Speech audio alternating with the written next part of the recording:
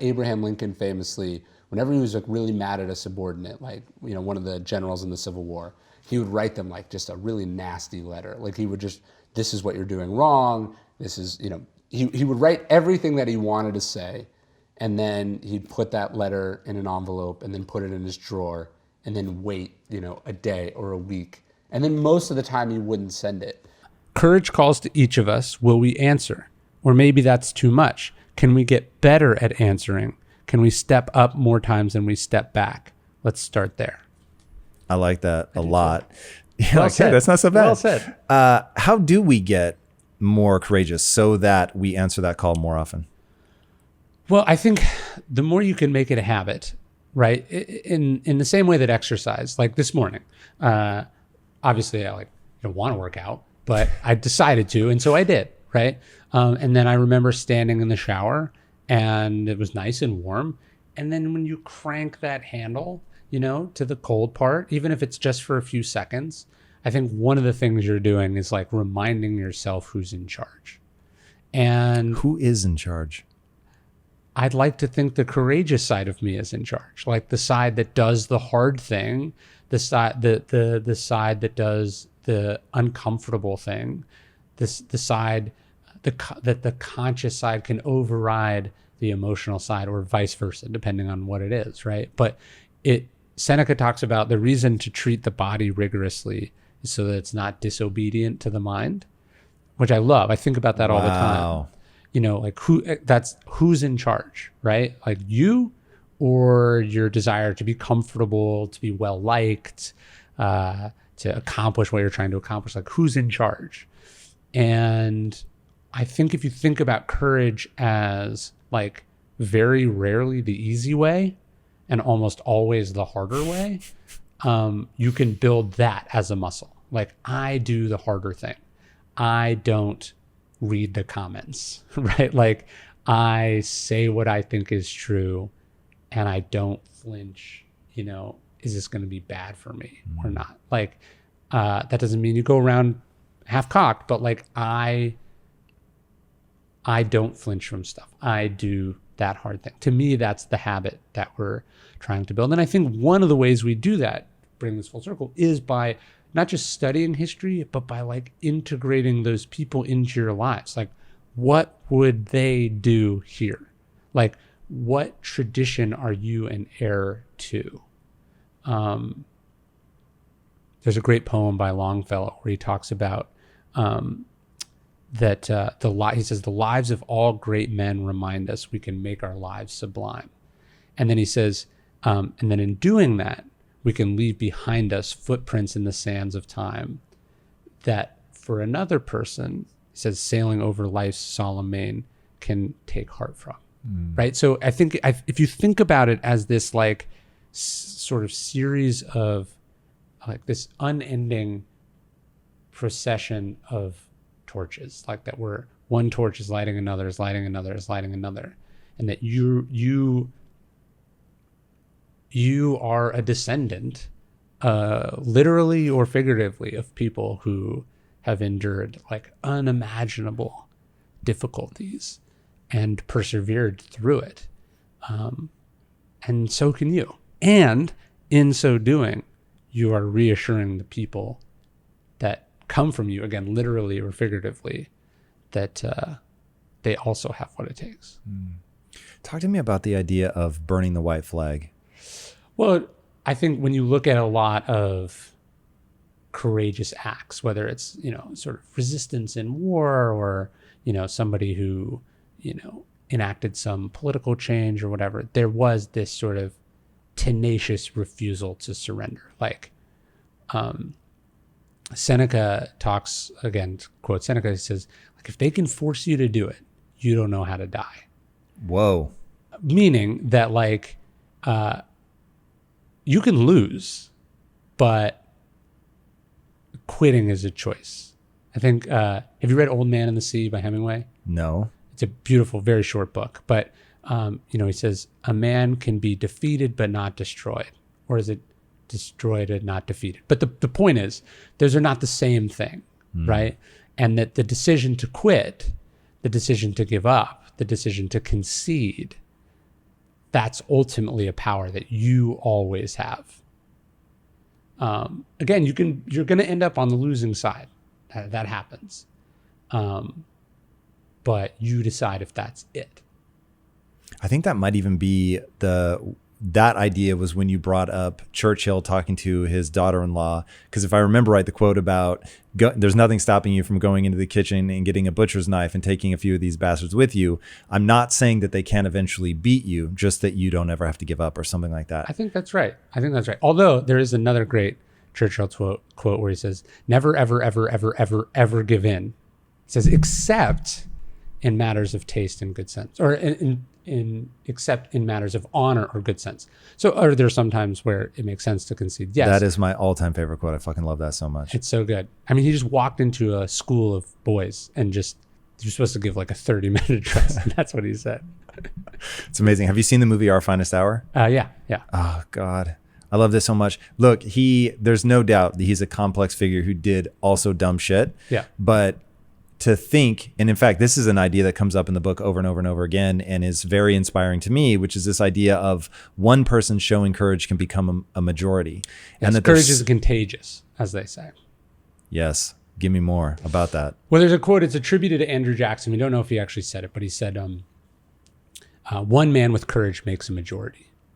And I don't know if there's like a viral video of like some guy at like a concert and everyone's sitting in the grass and he just starts dancing.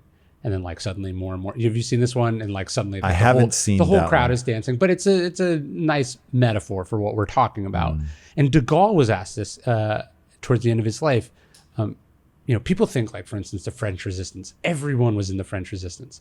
Like the Nazis overran France and 5% of the population resisted. Whoa. 5%. So it's not just like, oh, hey, like a new political party came and like we didn't really like it, but like, no, like the worst cause in human history takes over your country and only 5% of people were like, I object, right? Like people were like, I don't like this, but only 5% of people, maybe less, actively participate in the resistance. Now, of course, retroactively, everyone says we were with you, but that's not how it was. But de Gaulle was asked, isn't it true that you were always in a minority in everything you did? And he said, yes, but I always believed that someday that would cease to be so. And you think about this, the first video that you post, first book that I write, the first time anyone does anything creatively, financially, entrepreneurially, nobody thought it would work, right? Like you were the only one that believed in it, or else they would have done it, right? Like, and sure, maybe 5 people, but the point is the vast majority of people either thought it was a bad idea or couldn't even muster up enough care to tell you it was a bad idea. Like they were just ignorant of your entire existence, right? So you are in a fundamental minority when you start anything. And you have to have this belief. And again, we talk about the courageousness of earnestness. You have to have a belief that one day that will cease to be so.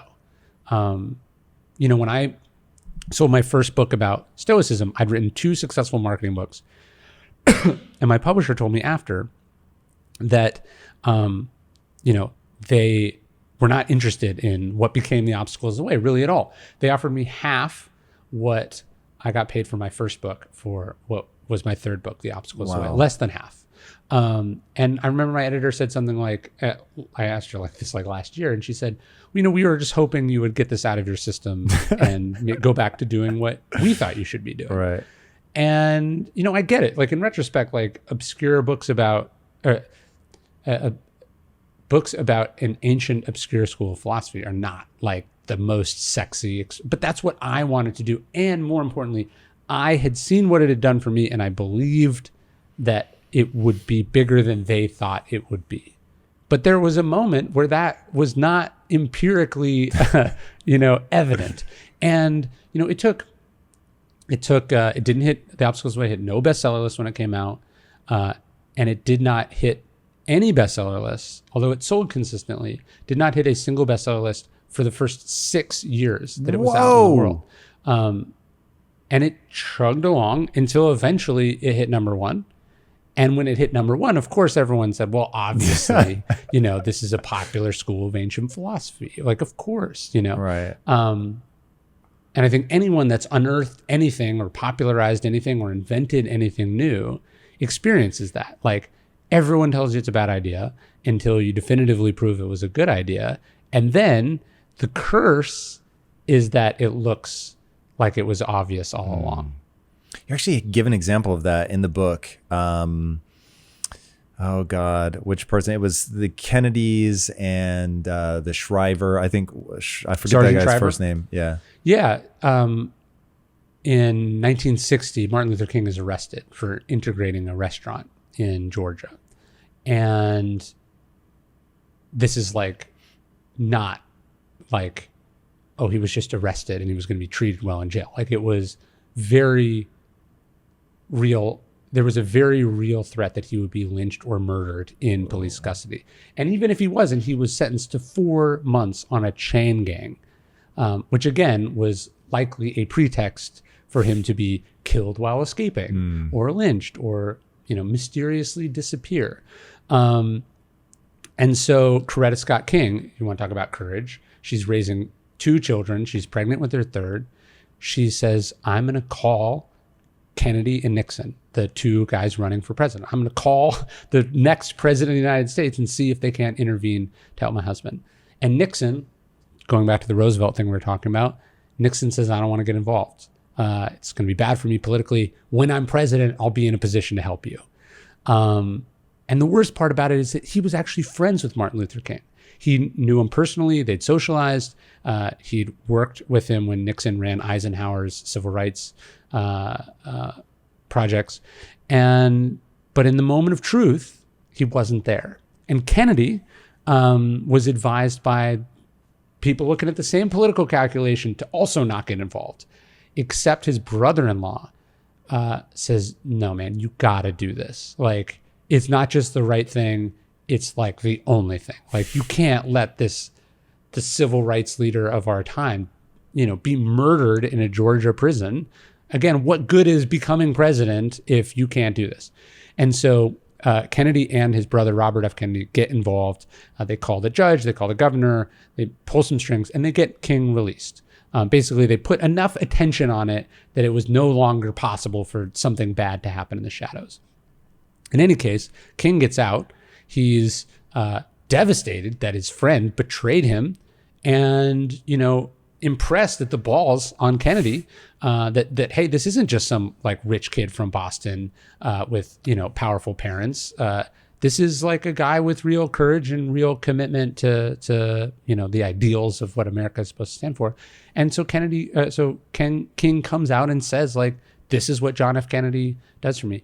And John F. Kennedy wins the presidency by like 30,000 votes, almost entirely due to the switch of black turnout. In 1960, actually, the Republican Party was the party of African Americans, not the Democratic Party. And so it flips, and he wins the presidency. So when we talk about courage, it's like, first off, it's not always going to be obvious. People are going to be telling you it's precisely the wrong thing to do.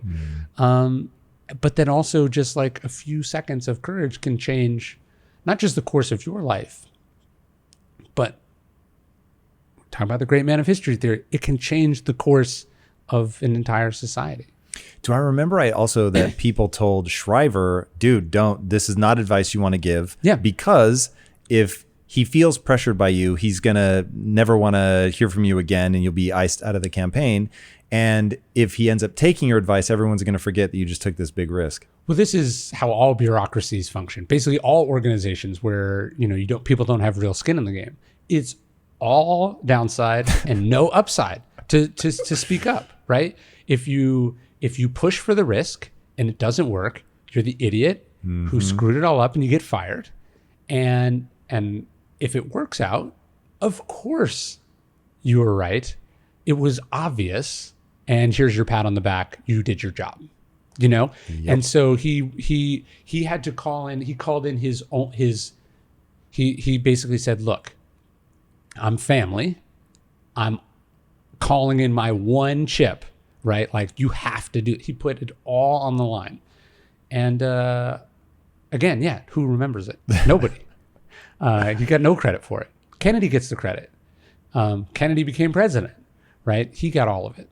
And that is, I think, another important sort of, I talk about in the book, I talk about courage as this like sort of rare gem you hold up, and different angles produce different sort of reflections. But like, we often think of the courageous president, the courageous CEO, the courageous whistleblower, whatever. But we also often forget the sort of ordinary courage of the people who spoke up inside of an organization, people who put forth this little policy or made this little tweak or pocketed this piece of paper to prevent some bad thing from happening. Like, courage is not always sexy and obvious, and it's not, riding a galloping horse, or it's not flashed across the headlines. It can often be very unsung as well.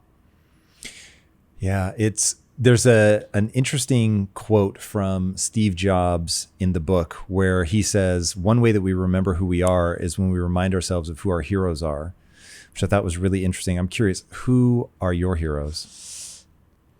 Yeah, I think what Jobs is talking about is the same thing I'm talking about in how I approach things and what I try to do in my books, which is like, whose standard are you trying to live up to? Like, whose shadow are you walking in? Who are you trying not to let down? And if you think about those, if you think about who those are for Apple, they have the famous sort of Misfits commercial, the weird ones or whatever it is. Who are those people for you? And can you make them real to you? And again, thinking about like who your heroes are is really clarifying.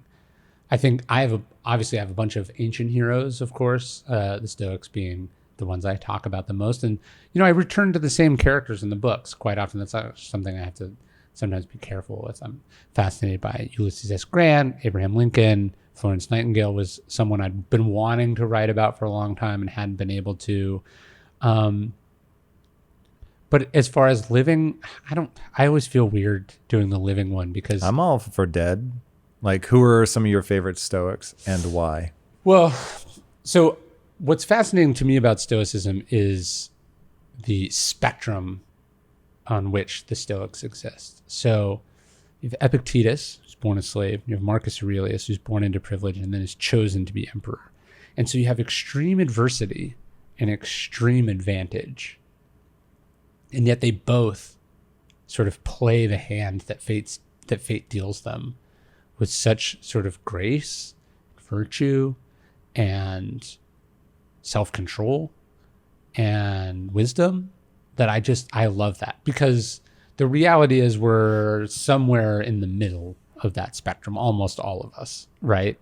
We're unlikely to lead the free world. We're unlikely to be thrown into chains, but we're either dealing with too much or not enough of something. And how do you sort of stand up to that, to me, is what it's all about. So what I love about Stoicism and why I found it just so fulfilling to write about is like, they were real people, like not academics, not even Seneca, probably the greatest writer of the Stoics, is like the second most powerful man in Rome. And he's a playwright, like on the side, like he's in the arena, like doing the work. And I think ideas that don't have that component, it doesn't really matter to me how brilliant they are. They haven't been tested. And I think what I take from the Stoics is like they've been tested in every imaginable way and context.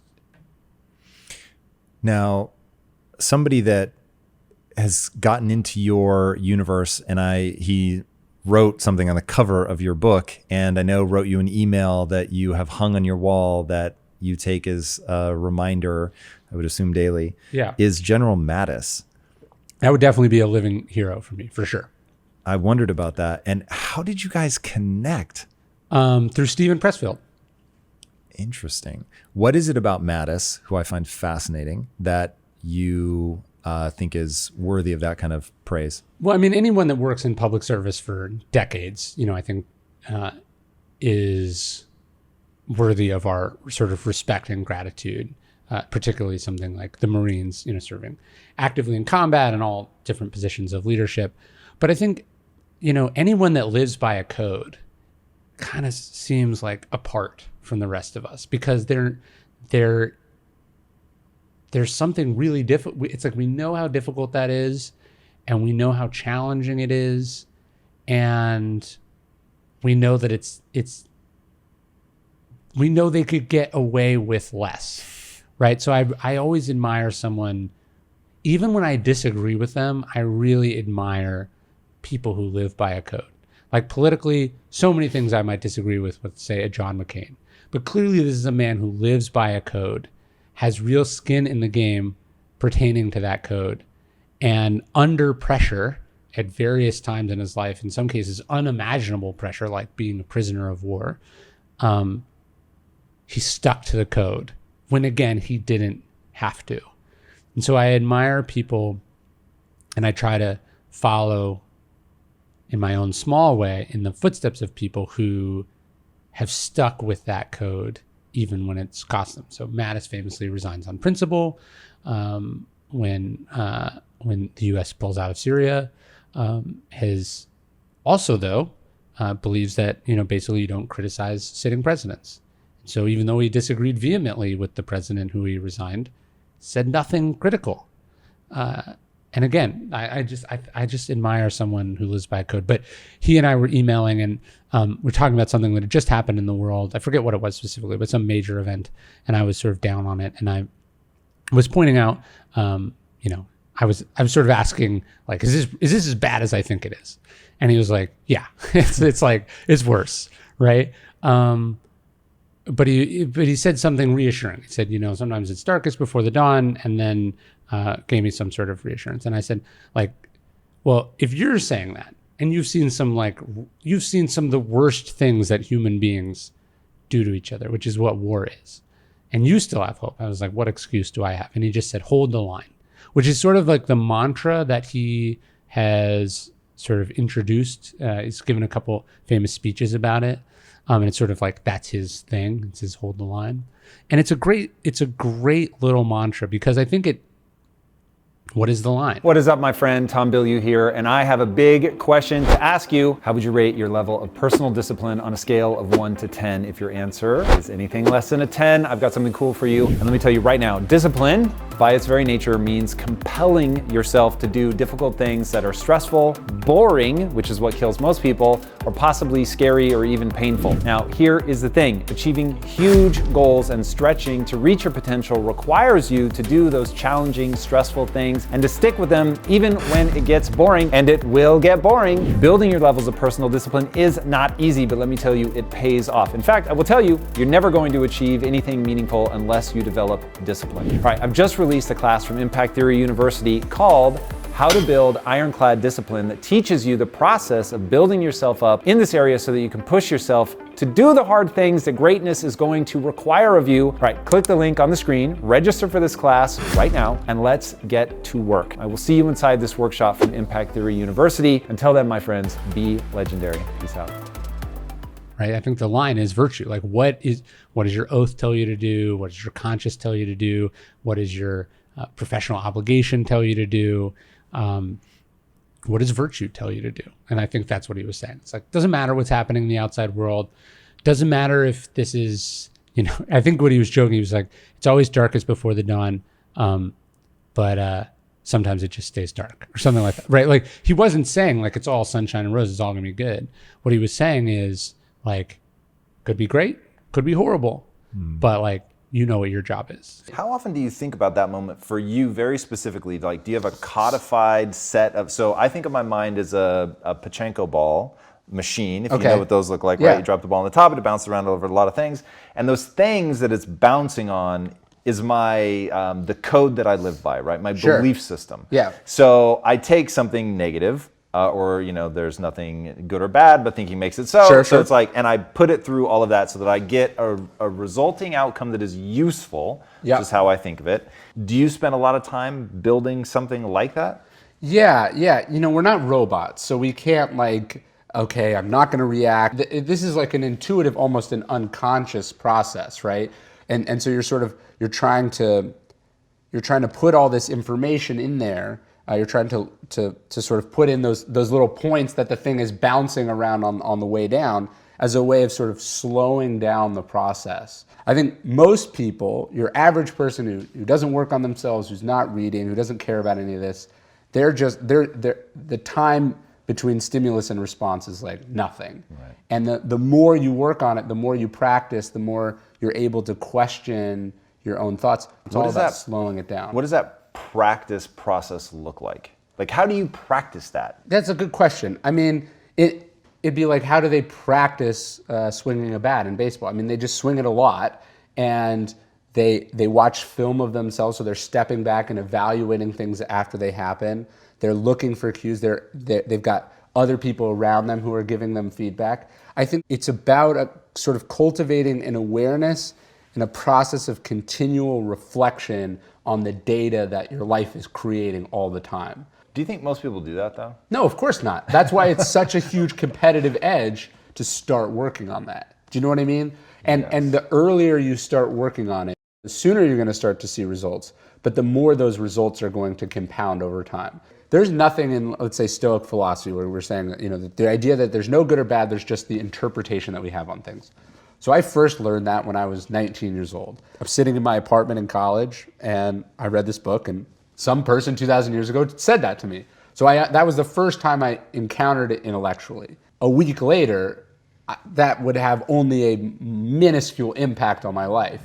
But every time I've thought about it, every time I've studied it, every time I've tried to reflect on how, in retrospect, I could have done that better, I've accumulated slightly more knowledge, more appreciation, more sense of that, the truth of that, and I've gotten better and better at it. I might be only 20% better at it now, but I'm hoping that at 70, that return will compound, not unlike my retirement savings, right? Like, you're thinking about this and working on it and writing about it and talking to other people about it and trying to evaluate your own behavior, and then it's just this process of reflection and minuscule improvement as you go. You're not trying to get to perfection right now. You're just trying to get a little bit better than you were yesterday or an hour ago. Did you read Ray Dalio's Principles? I have not read it, but I've heard amazing things about it. Ryan I know I know a bunch of the principles, but his practice is similar, right? He's like, we're recording all our meetings. We're getting feedback from people in the office about how you're doing. One of my favorite stories about that, Pete Carroll, the coach of the Seattle Seahawks, one of the best coaches in the NFL, he was talking about how, coaches are constantly filming their players, and they're forcing the players to break down game film. They're ruthless. It's like you could have a great game, and then the next day you're back in the practice facility, and the receivers coach is telling you what a horrible game you had and all the opportunities that you've blown. And so obviously that's what makes these guys so great. And Coach Carroll was saying, I realized I don't do that to the coaches. The coaches never experience that. And so he started filming his coaches, and he would force them at the beginning of the season to look back at all the times that they blew it, right? That they lost their temper or that they missed something. And so I try to do that in my own life. I mean, one of the ways that authors aren't supposed to read their own reviews, for instance. One of the reasons that I read most of the Amazon reviews, let's say, on my books, is that I want to get feedback from people. So I'm not reading them to feel like I'm awesome or to sort of whip myself, but I want to see what people are responding to, and I want to get unsolicited feedback on the writing. I have a filter that I put that information through, but I'm looking for as much feedback as I can about the things that I do so that I can incorporate that data and get better. So this is like my life's obsession, this moment right here. So one, I want to know what that filter is, and we'll get to that in a second. But so you're incredibly successful, right? You've got your own company, it's doing well, working with the biggest companies ever. You're a multiple-time best-selling author, and you have perennial sellers in the mix as well, which is sell, sell, sell, sell, sell. Why the hell do you subject yourself to the self-flagellation of an Amazon review? What is that about? Well, it's not self-flagellation, so you have to make that distinction. How do you prime yourself mentally for it not to become self-flagellation? I can't change what happened, so I'm looking for this feedback for tips and information that can help me improve, so that that person who, let's say they didn't like what I did, so that I can not let that happen again. They'd say, Ryan, I really like this book, but I can't let my son read it because he uses the F word a lot. And so it was like, okay, so some people don't like cursing. And then I noticed as I went through the positive reviews, no one ever said, I really like how Ryan curses a lot. So this wasn't something that was important to me, right? And here it was having a negative impact on some of the readers, and then let's say a marginal to no impact, no positive impact to the readers who were enjoying it. So to me, that's a pretty easy data point to go like, okay, in some cases, I think I need to drop an F-bomb here to catch people's attention, right? And I can see that when I talk. If the audience is, sort of drifting a little bit, I can use it, but there's no reason for me to do this and so in the Daily Stoic, there's no curse words, and that was an improvement, I think, that made the book better, and I got that by going through this process. That makes a lot of sense. Yeah. Now talk to me. You said you have like an installed filter that you use to know what to listen to and what not to listen to. Yeah, look at the feedback you're getting, and then remember what you were trying to do. For instance, I'll get a criticism from, let's call them Stoic fundamentalists, right? People are really sort of nerds about philosophy, who will say, Ryan, Ryan doesn't add anything new. He's just taking Stoic principles and illustrating them with stories, right? So that'll be one criticism.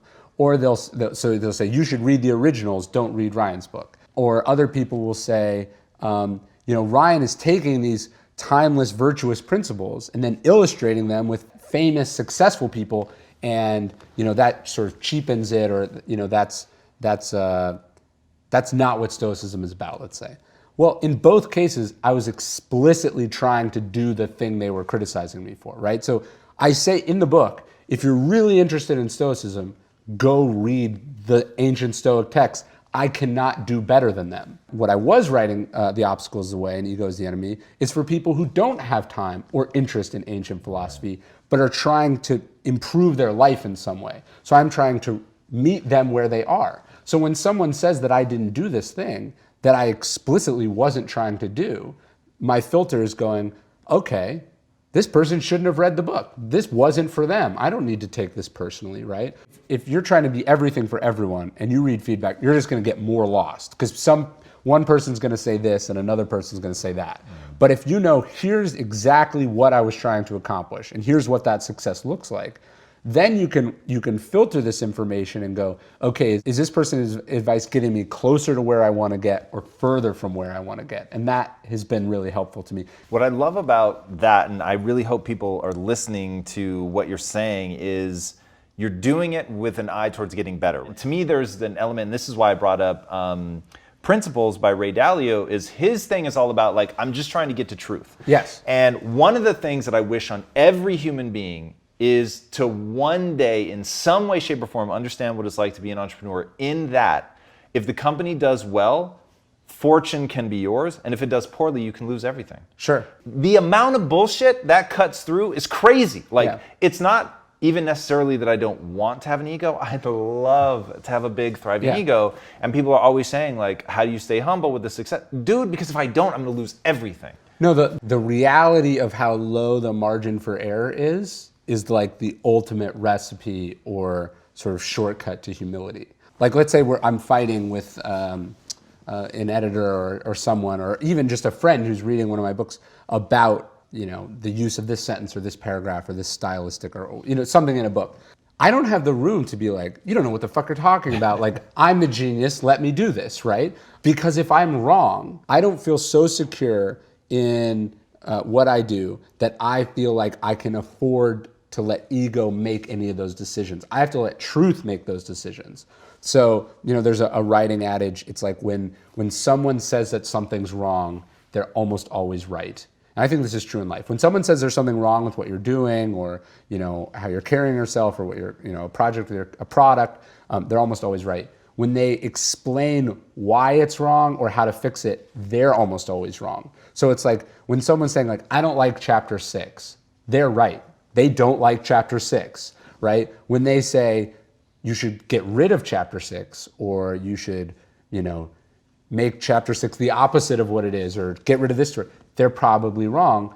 But you should try to figure out why chapter 6 isn't working and improve it and make sure that it's aligned with your vision, because maybe it's not. Or if it's perfectly aligned with your vision, then you have to make the tough call and go, look, I'm not going to please this person. All right, so now the $1 million question, Yeah. how the hell do you know the difference? First off, you should just go like I'll give you an example. I've talked about this before too, but like one of the dangers of entrepreneurship is, or making anything, is that like people around you are going to be like, that's not a good idea, don't do it. And then you don't listen and you do it and you end up being right. Well, you've kind of just learned a very dangerous lesson, which is like just disregard what other people say. So one of the reasons you tend to see people on the way up, take a company like Uber, they're just like blowing past conventional wisdom, business best practices. They're doing it their way over and over and over again, and they're going up and up and up. And that's creating a feedback loop where it's like, the rules don't matter. We do it our way. We do it our way. And they're being rewarded for it over and over again. And then at some point they cross a line, and now all of a sudden they've started to do things that are illegal, that are unethical, that their customers aren't going to like. But there's a delay between doing that and being held responsible for that. And that's where the sort of catastrophic explosion and consequences inevitably come in. And so whenever you feel yourself going, I'm just going to blow past what everyone's saying, they're all idiots, they don't know, that's a really bad sign that you're probably doing something out of ego. So I think that certainty is something I'm always nervous about. So it's become sort of cliche in entrepreneur circles, and you've probably read this article, the idea of like, it's hell yes or hell no, right? Like you're either 1,000% on it or you say no. But all the difficult decisions I've ever made in my life were like, 51-49. So it's like, in some ways I'm actually really skeptical. I think that there's a great point in that article, which is like, just don't do stuff just because you're supposed to. But it should be tough. And if it feels easy, then I want to question that, I guess is one of my answers.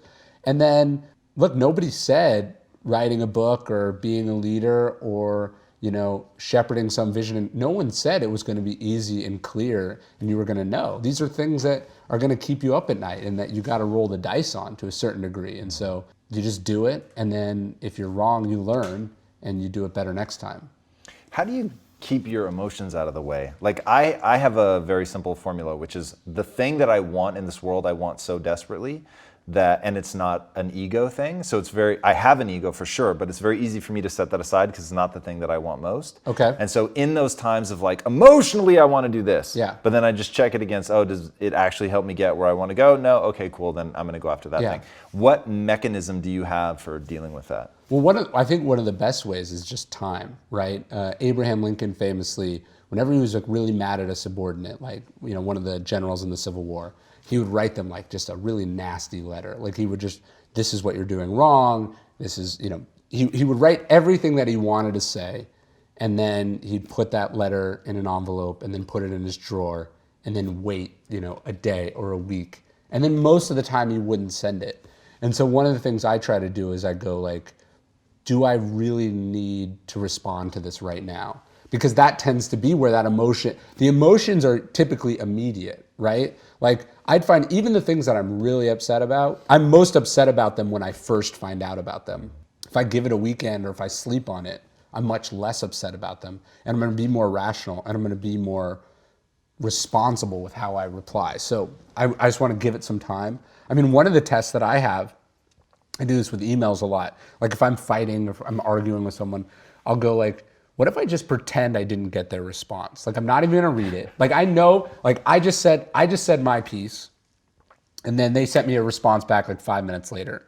I'm just gonna delete it, right?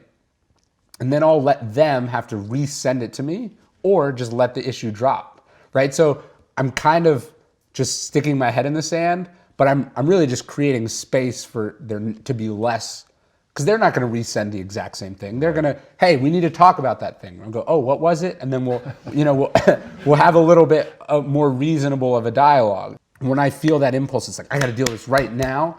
That's emotion, and that's probably not going to get the best solution out of things. What are things that wind you up, to use a nice British phrase? That get me pissed off? Yeah. You know, when people mess with my stuff.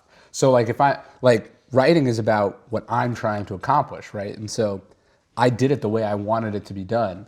And I'll get really upset, like if something comes back to me, even if it's small, and like a change is made without just like, I'm very open to taking criticism and feedback, but like I caught something, let's say with a copy editor recently on a book I was working on, where like they reworked something they just assumed I would be okay with it, and they reworked it and I caught it, and that was very upsetting to me, right? Because if I hadn't caught it, something that I didn't sign off on could have gone out to my readers. But you know, I was much more upset about it at 3:00 on a Tuesday than I was the following Thursday when I finally got to the bottom of what happened and I worked through it.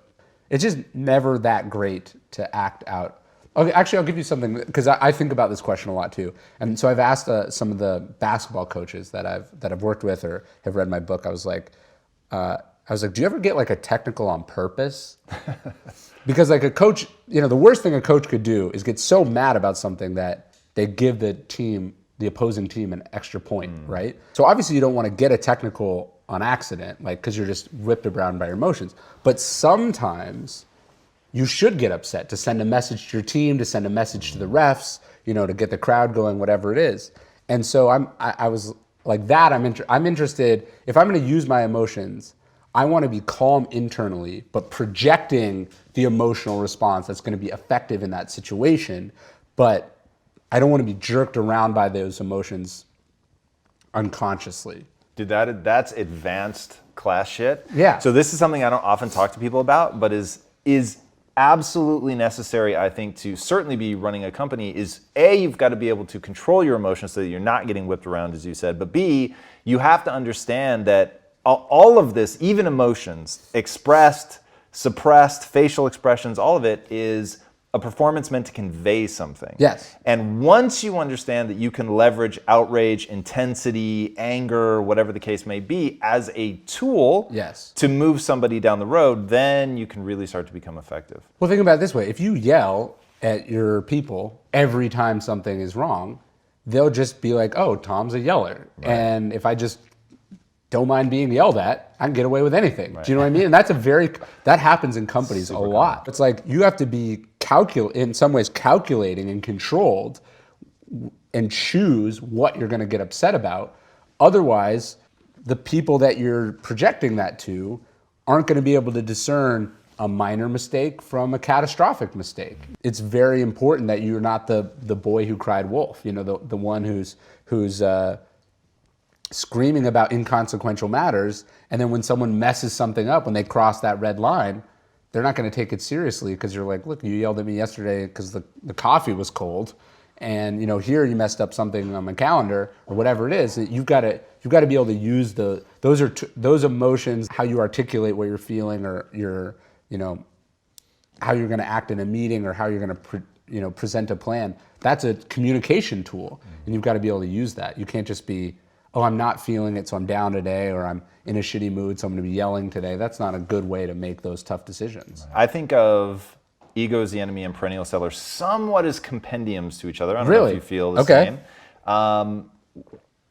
And I guess if you don't, I'll give you my reasons for that. If you want to create something great, you need to get your ego out of the way, right? So that's sort of the moral of the story for me, right? So the Perennial Seller addresses how to actually tactically create something that's great, but you can still feel the ego is the enemy elements in it, where it's like, you're ultimately the one that's going to stop you or propel you forward. Yes. So taking that concept of, if you want to create something great, this is how you get out of your own way.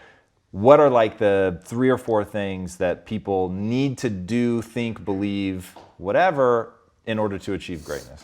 Well, so number one, like, what are you actually trying to do? Because you can't do 15 things at the same time. So like, here's what I'm making. That's the main, like, do you actually know, right? Because sometimes people are trying to do too much at one time. And then who is this for? Because it can't be for you. You know, like, obviously everything that you work on should be fulfilling and exciting and interesting to you, but you're not the customer of your product by definition, right? You can't buy it from yourself. So like, how is this going to provide value for the audience? That's like the most important thing. And that has to be the ruthless test that you check everything you're doing against. Number 3 is like, who are the people that are helping you check whether you're doing that or not, right? And so I think you need to have that test even if you're self-funding an entrepreneurial venture. Like the fact that, you know, you were successful in the past, so you don't have to get venture capital on your next project, that's great, but it's also a potential disadvantage because now you don't have this external objective feedback telling you where you can improve, where you can fall short. So that means you need to work extra hard to cultivate those people, whether it's a board of directors, whether it's trusted friends, whether it's a focus group, like who is interacting with this thing and giving you feedback. I think that's really important. And then I would say that 4th, and the most important one, and this is where ego, I think, kills a lot of projects, is people think like, if I build it, they will come, right? If I just make something so good, it will automatically be successful. Or they go, I'm a maker, like I shouldn't have to also be a marketer. And to me, the creative process, the entrepreneurial process is sort of 2 consecutive marathons. So you run this marathon, you make a book, you know, you have a movie in the can, you have a prototype of an invention, whatever it is, you know, you stagger across the finish line, you're like, I did it. And like, you know, the race proctor, they grab you and you think they're taking you to the medal stand. They're like, you know, you did it, you won.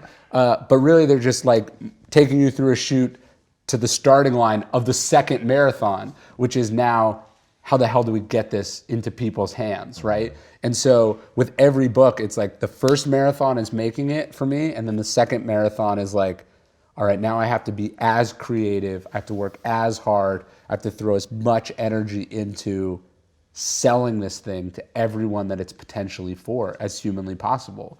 And so I tend to find that creatives are either, or with books or movies or whatever I'm working on, is either they're only interested in the marketing marathon because they're great salespeople and they think like, oh, I'll just slap something together, or they're so creative and they so love that process that they want to skip the second marathon. Courage, temperance, justice, wisdom. The only one that I think people are unfamiliar with is temperance, which basically means self-discipline or moderation, some combination of those 2 things. But the cardinal virtues are the cardinal virtues of Christianity, of Stoicism, of a whole bunch of different philosophical schools.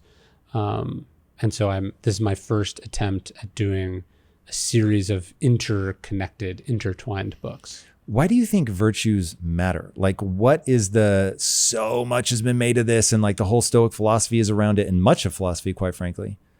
Yeah, well, I mean, I think what virtue is the idea of virtue tries to answer the question of like, how should a person be? Like, what code should you live your life by? What sort of standard should you hold yourself to? How should you evaluate your behavior? What should you what is the mark that you're striving for?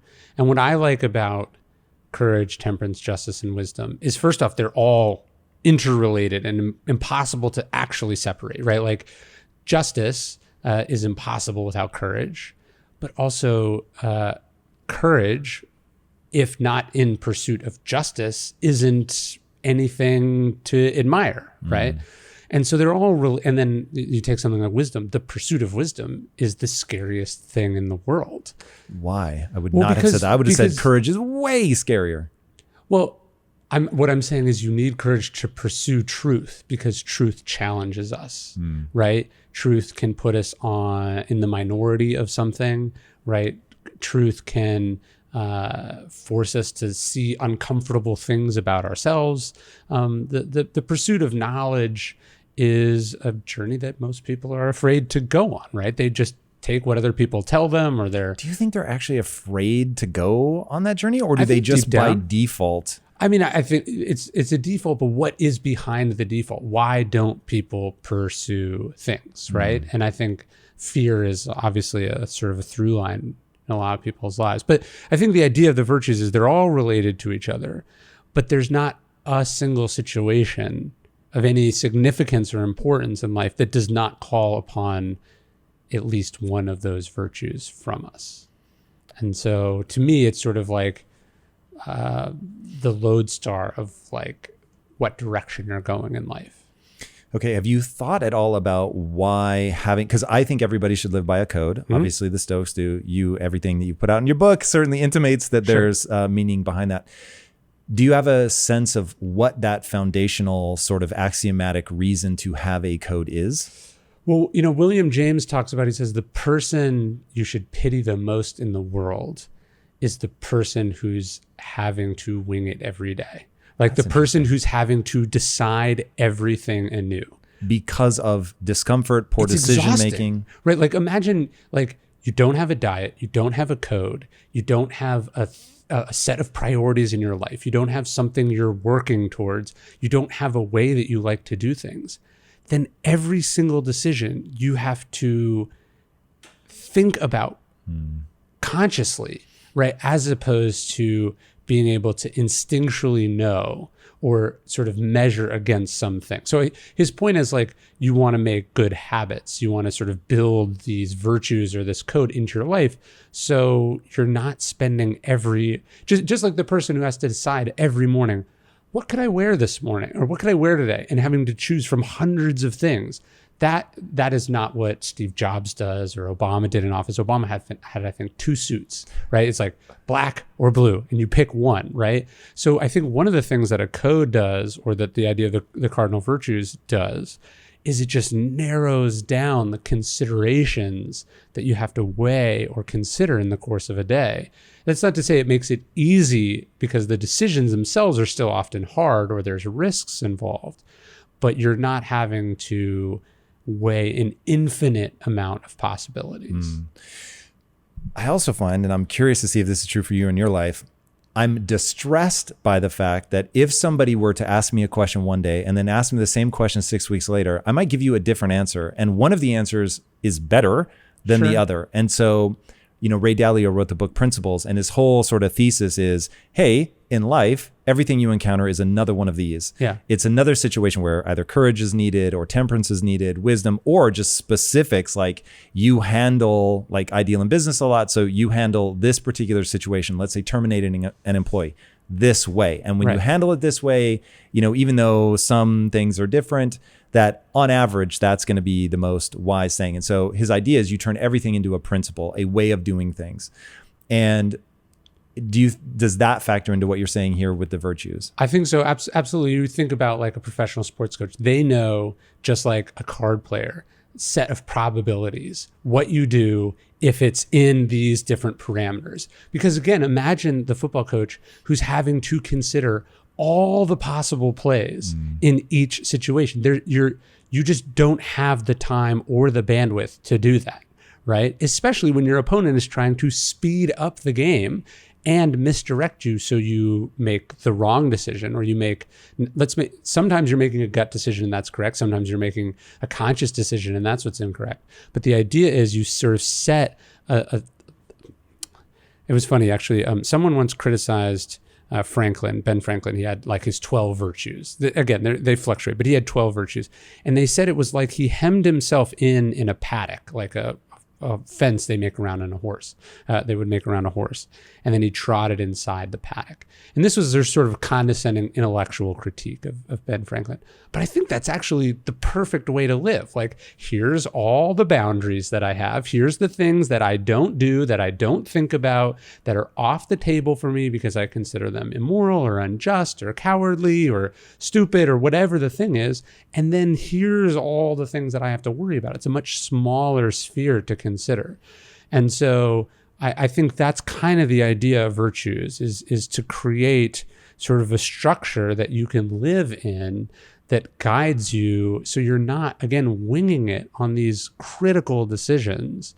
And, I think about one of the things I talk about in the book is this, you go, but what about me, right? Or what would happen if, right? We ask ourselves, this is how we sort of psych ourselves out of doing things that, don't fit with the code, because we're suddenly considering a bunch of other stuff that's actually irrelevant to like how we've decided to live our life.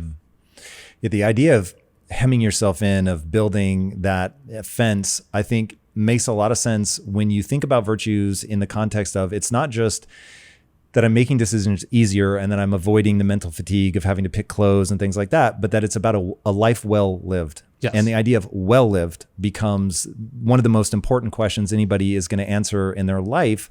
And, my initial question for me, as I think about, okay, what's my answer? It's really about suffering. Okay. And one of the things so I always journal on a guest before they come in, like what was it I liked about the book, or the way they're thinking. And, one of the ideas that I'm asking myself is how much of courage is innate and how much of courage is cultural? Meaning if somebody weren't taught the express virtue of courage, would they not still have a sense of revulsion when they were acting cowardly? And I have a feeling that they would. I have a feeling that nature has given us the virtues from these are the things that keep you alive, that make you a good contributor to a social situation. And, these were the things that increased our likelihood of surviving. And so as I think about, okay, there isn't going to be just total parity that every society through all time will have the same virtues, but I have a feeling that a lot of them are going to rhyme because of that sort of innate suffering that rises up when you think about not acting courageously or going, always with your emotional whims, and just somehow your life doesn't add up and you're not able to get where you want. And you see this a lot with, people in their 20s are very impetuous. And then as they get older, they think, what the fuck am I doing with my life? Right. You know what I mean? And that impulse to what am I doing with my life? Even though it was pleasurable, 6 months ago, you weren't even thinking about it. At some point, there's some subconscious thing that kicks in that just makes you feel uneasy.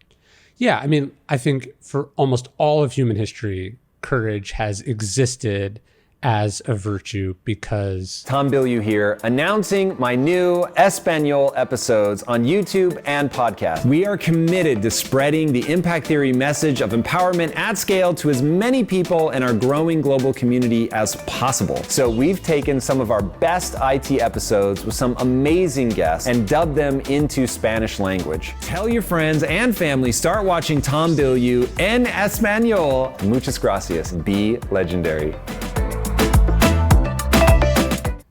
We wouldn't have survived as a species without courage, right? You could say wisdom or justice or temperance. These are, I don't want to say sort of modern problems, but they matter. They matter less primally than just like, can you be brave under pressure, under threat, whether it's from a woolly mammoth or an attacking tribe or something like that. So, when you study the history of courage, for most of human history, courage meant like sort of physical courage, like courage under fire, right? And it's only somewhat recently, last few thousand years, that we also had this better understanding of moral courage, right? What one does under pressure, under the threat of a tyrant, the pursuing of truth or of one's own sort of way of living, or being true to oneself. So there are these sort of two components to courage. There's physical courage and moral courage. But as I studied the literature and I decided sort of what direction I wanted to take the book in, what really struck me is the two things, what those two types of courage have in common is that it's about putting your ass on the line in some way, right? And I think there is no such thing as a good life if you don't put your ass on the line. So I think a person who never risks it, who never puts themselves out there, even if they're comfortable, even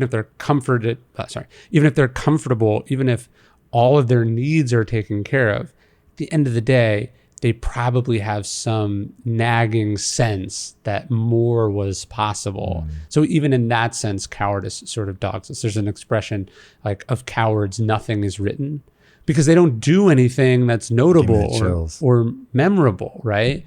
It's hard to put yourself out there, but on the other side of that risk is like good stuff. Dude, that really hit me for some reason, like strangely emotionally.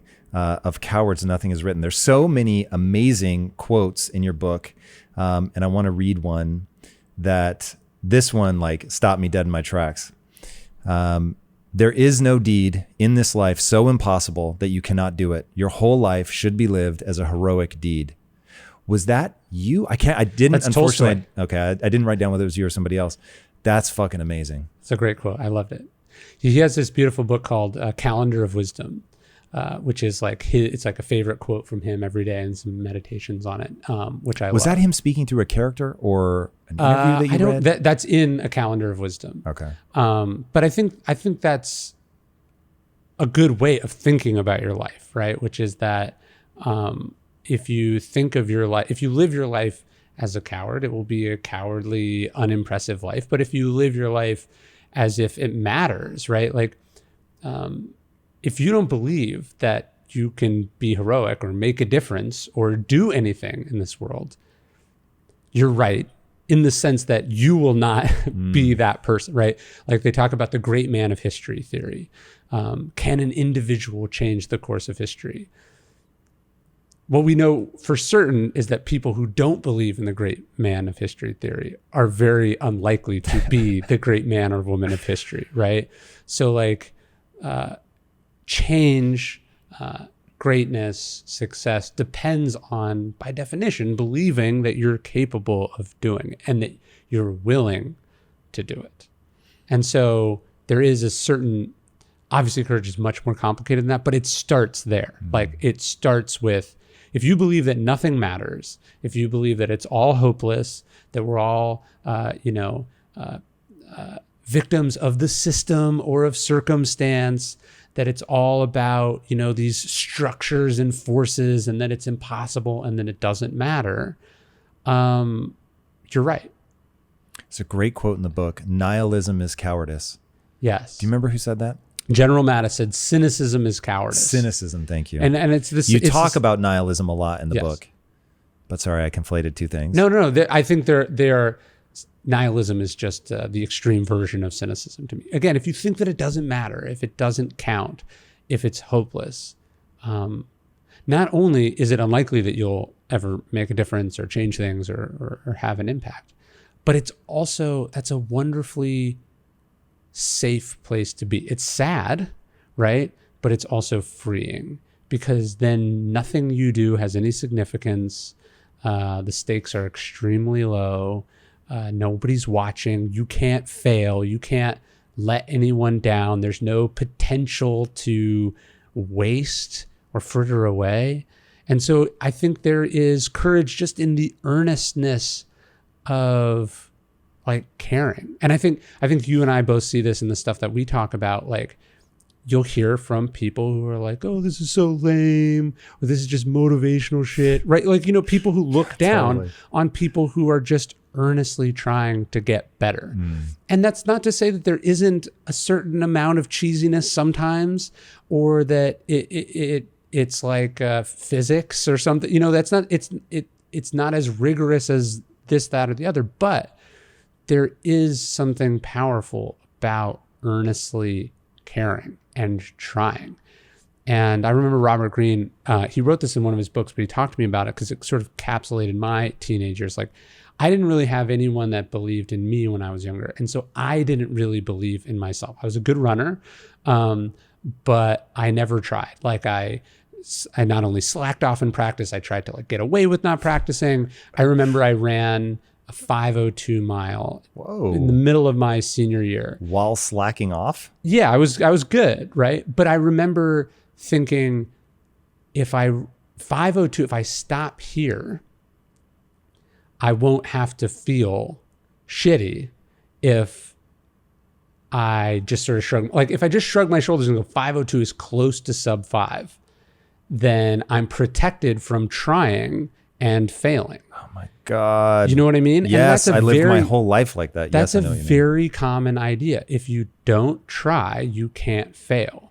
And if you don't put yourself out there, you can't feel like a piece of shit if you fall short. So there's real courage in the earnestness, in the effort, in trying.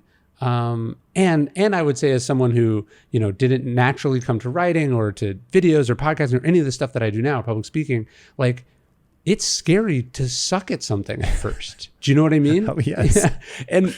And like a lot of people aren't able to sit with that, so they don't do it. Facts. Dude, you literally just described my 20s. I I was haunted by the fact that some part of me knew that I was taking smaller and smaller jobs because I really wanted the person I was interviewing with to look at me and go, God, you're so smart. Why are you applying for this job? And to live for that moment is so foolish, but to see how many years of my life that need to be thought of as smart, right? Because I didn't want to suck at something. I didn't want to be foolish. I didn't want to face the thought that I may be, not as smart as I wanted to be. And it was just giving me the life essentially that I deserved based on the choices that I was making, which was one that, left me sort of laying face down on the carpet of my unfurnished apartment, just like spiraling into darkness. When it's harder too, when what you are thinking about doing is a public facing thing, right? Like making videos or books or whatever, all music, putting yourself out there. That's the hardest part, right? To go out for something and be rejected for it, just as to tell someone how you feel about them, or to, decide, hey, I'm going to quit my job and move across the country and do X, Y, or Z. That makes a person so vulnerable. And so again, the courage to run into a burning building to save someone, or to throw yourself in front of a bullet, or, to stare down, someone bigger and stronger than you. That is courage. And that is what courage has been for thousands of years. But there is also courage in being yourself, in taking an unconventional path, in trying and failing, right? And trying and failing again, over and over and over again. That is this at the core, for my definition of courage, is putting your ass on the line. I love that. I want to really beat to death this idea of earnestness, which was one of the things that I loved most about the book, is the acknowledgement of the thing that not a lot of people put their finger on, which is there's kind of a goofiness and uncoolness to believe in heroism and heroic acts, and it's become like passé, and we do take that cynical look. And I love that. And I love some of the stories that you tell, like, dude, the movie, I'm sure people have seen 300 about the battle at Thermopylae, but the way that you tell it, which, by the way, this book is, I'd be interested to see if you agree with this, one of your more poetic. Thank you. Was that intentional? I'm always trying to get better as I write. And I think what I was really trying to do is focus on story in this book, because for almost all of human history, how have we instilled courage in people? It's through story, which actually goes to what you were just saying about the cynicism. So there's a great line from one of Theodore Roosevelt's biographers. They said, Theodore Roosevelt grew up, as a young man, Theodore Roosevelt read stories about the great men and women of history and decided to be just like them. And the way they sort of phrase it, when I heard it the first time, I actually picked up like a hint of a sneer, right? like what a ridiculous person, right? And that was kind of now we sort of see Theodore Roosevelt in sort of 100 years distant in a bunch of different ways. We knock him for the imperialism and some of the racism and things like that. But we also we see him as an inspirational figure, this guy who sort of conquers his asthma and becomes a politician. We love his energy and his enthusiasm. But at the time, these were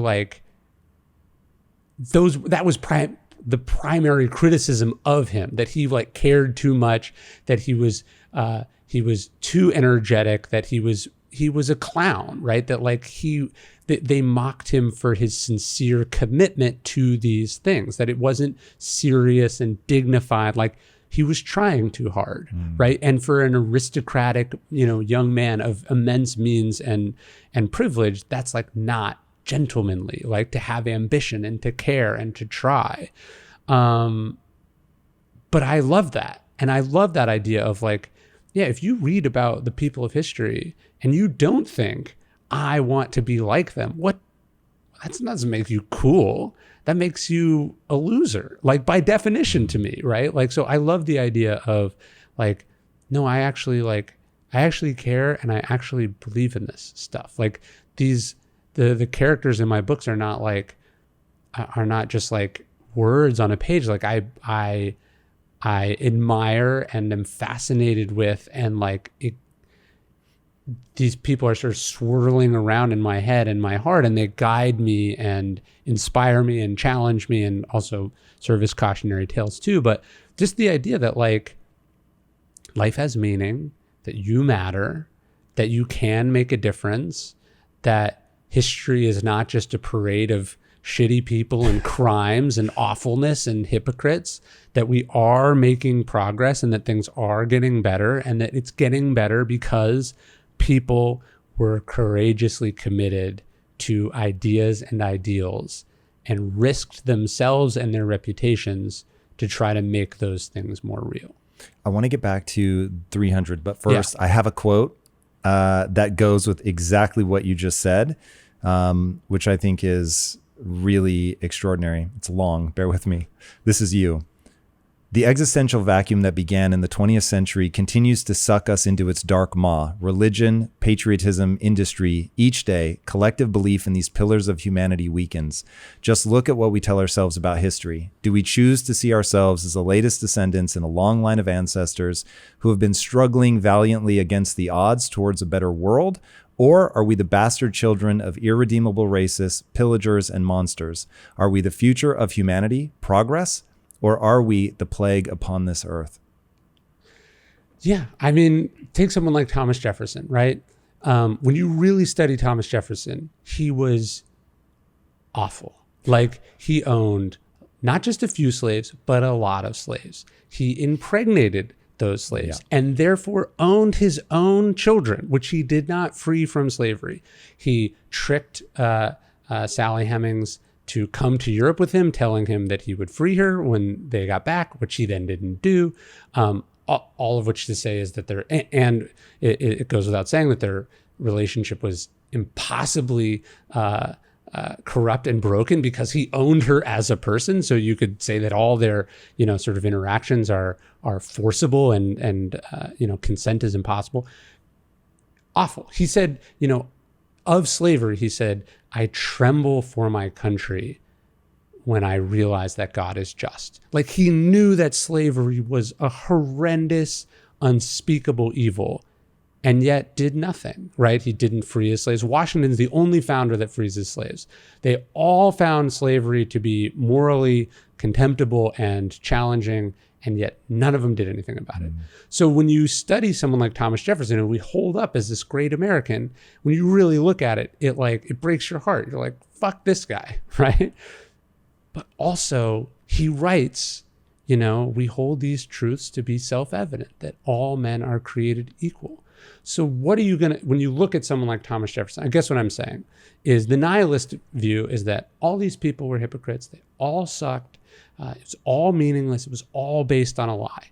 And I definitely get why there are activists. We're getting a little bit into justice. I get why there are activists and historians who look so narrowly at this that it's hard not to become a cynical nihilist, right?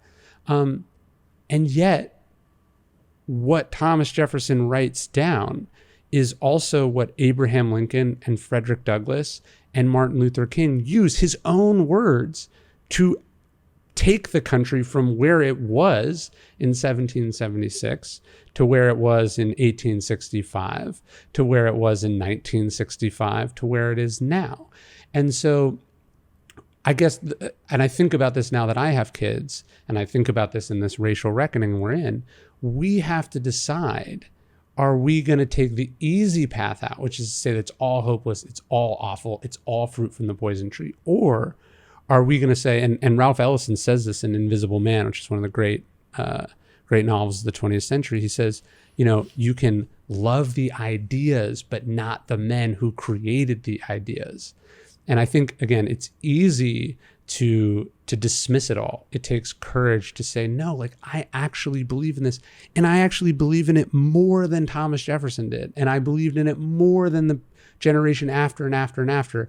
And then I'm going to fight, and it's worth sacrificing for, and it's worth committing to help make them a little bit more real. Damn. I cannot wait to read your book on justice. Sounds like this is going to be interesting. I totally agree, man. Look, to me, frame of reference is everything. And it is very easy to look at the past and see only horrible things. And I'm sure if I looked at, to bring this back around to the guys at 300, that if I looked at who they were in real life, I'd be mortified to my fucking core. But there are ideas, to your point. You know why the Spartans were so yoked and like good at fighting? It's because the Spartans existed as a warrior culture. And then there was basically a secondary race called the Helots who did all the other work, right? Like it was a military slave society in which slaves did all the work. So the guys could train all the time and be the greatest warriors ever, right? And so, yeah, when you dig into it, you can cut it up in so many pieces that it becomes impossible to see anything of any significance or meaning. So are you going to do that as an excuse to not have to care, to not have to try, to not have to risk yourself? Or are you going to look at the incredible sacrifice and heroism that these 300 guys and a bunch of their slaves marched out and faced down probably the worst odds in the history of warfare and succeeded in the sense that they knew they would die, but their objective was to buy time, which they paid for with their lives. Dude, that is such a big idea. I've never heard anybody talk about it, but the way that we slice it up, the way that we look at it is going to determine what we take from it, is going to determine our inspiration, is going to determine how we act. In fact, oh God, you say something in the book. I probably wrote it down, but it would take me too long to find. The idea being that ultimately your beliefs inform your behavior, and therefore like what you decide to believe. It was like, oh God, your beliefs become your virtue. Oh, I'm going to have to fucking look this up. Can you vamp and buy us time if you know what I'm talking about roughly? Yeah, Peter Thiel talks about effective truths, right? So if you don't believe something's possible, it's not possible. Of course, just because you believe something is possible doesn't mean that it is. But it starts, of course, with the belief. But I thought that idea was really powerful, that what matters are your behaviors, but what is it that gives birth to your behaviors? It's ultimately your beliefs. And as we, right now, what I feel like we're living through with social media and the way that ideas can spread so quickly is this becomes a framing device. And when you look at, there are like debating tactics where it's like, if you can control the frame of the argument, then you can frame the argument in a way that you can win it. Yeah. And so this is sort of the crazy making thing that happens on the internet, is people can shift the focus of an argument to something. And if you don't challenge the very sort of framing of what we're talking about, then you get into something that isn't productive, that doesn't help. And so what you're talking about now with your 300 example of, yes, you could look at that and just be mortified to your core, but then you also miss the opportunity to look at this other thing, this courageous act, this thing that we should all aspire to. Well, you take someone like Winston Churchill, right? And it's he's for a long time been sort of the hero of the 20th century. This is the guy who stares down the Nazis. Does he also contribute to a famine in the Middle East? Does he not support Gandhi? Is he, for much of his career, like let's say opposed to female suffrage? A whole bunch. Was he maybe an alcoholic? Yeah, like all true, right?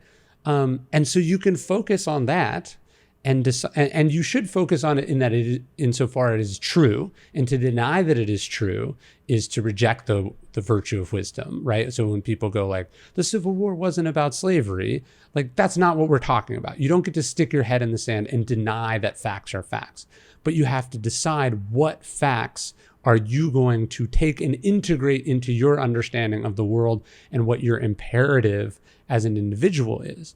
And so what I think, say Churchill is a wonderful example of this, and I talk about him in the intro of the book. He says, look, destiny taps us on the shoulder. And he says, it would be a shame if in the moment of your potential finest hour, you weren't ready or you rejected it. Now, were there little moments where he did reject opportunity to be even greater than he was? Absolutely. And I think we should talk about that. Why was he so afraid of someone like Gandhi? Why did he have regressive beliefs about X, Y, and Z? And let's also look at the penalties he paid for those. When Winston Churchill gets basically kicked out of public life for like 10 years leading up to the Second World War, it's because of his failures on these issues. But when the Nazi menace is staring him down, when tyranny has overrun Europe, and a generation of British leaders has appeased it and appeased it and appeased it, Churchill says no. Like Churchill says, like, this isn't right. Churchill says, I think we should fight to the very end. His daughter-in-law asked him, and it's a thing, every time I think about it, I get chills. She says, like, well, what do we do if they land? I remember this quote in the book. What do we do if they come? And he says, what's stopping you from going into the kitchen and grabbing a butcher knife? So it was like, and taking a few of these bastards with you. Yeah. Like he was committed to the very end that he knew irredeemable evil when he saw it, and he drew a line, which to me is what courage is about. Again, he's not perfect. There was a bunch of other things he did wrong. There were many moments that the British Empire, when he was in charge of it, did evil things. But when the worst evil of the 20th century appeared, when destiny tapped him on the shoulder, he was ready. And I think that's what courage is about. Now, it may be that you and I don't get enormous moments like that, but we will get the smaller moments. And when I say that like courage is calling, that's what I'm talking about. It's that it's always there. The opportunity to be courageous is always there. The Stoics say like the Stoics believed not so much in predestination, but they believe that the vast majority of our circumstances were out of our control. So Epictetus is born a slave, not his control. Marcus Aurelius is chosen to be emperor, not in his control. This is a high place and a low place. But both of those situations demand courage in their own way. And I think if we accept that, okay, the vast majority of our life is predetermined by circumstances and evolution and the moment we're born and all of that, great. But what do you do with the little moments that life offers you? Do you pick the brave choice or the cowardly choice? Do you say, what about me? Or do you think about, I think a good question is, what would the world look like if everyone did what I'm about to do, right? Like if everyone turned away and said, that's going to cost me too much, right? We would not be in a good place. And so I think that's when you decide how you're going to look at history, are you going to be inspired by the people who stepped up, or are you going to use the failures of history as an excuse to not have to try?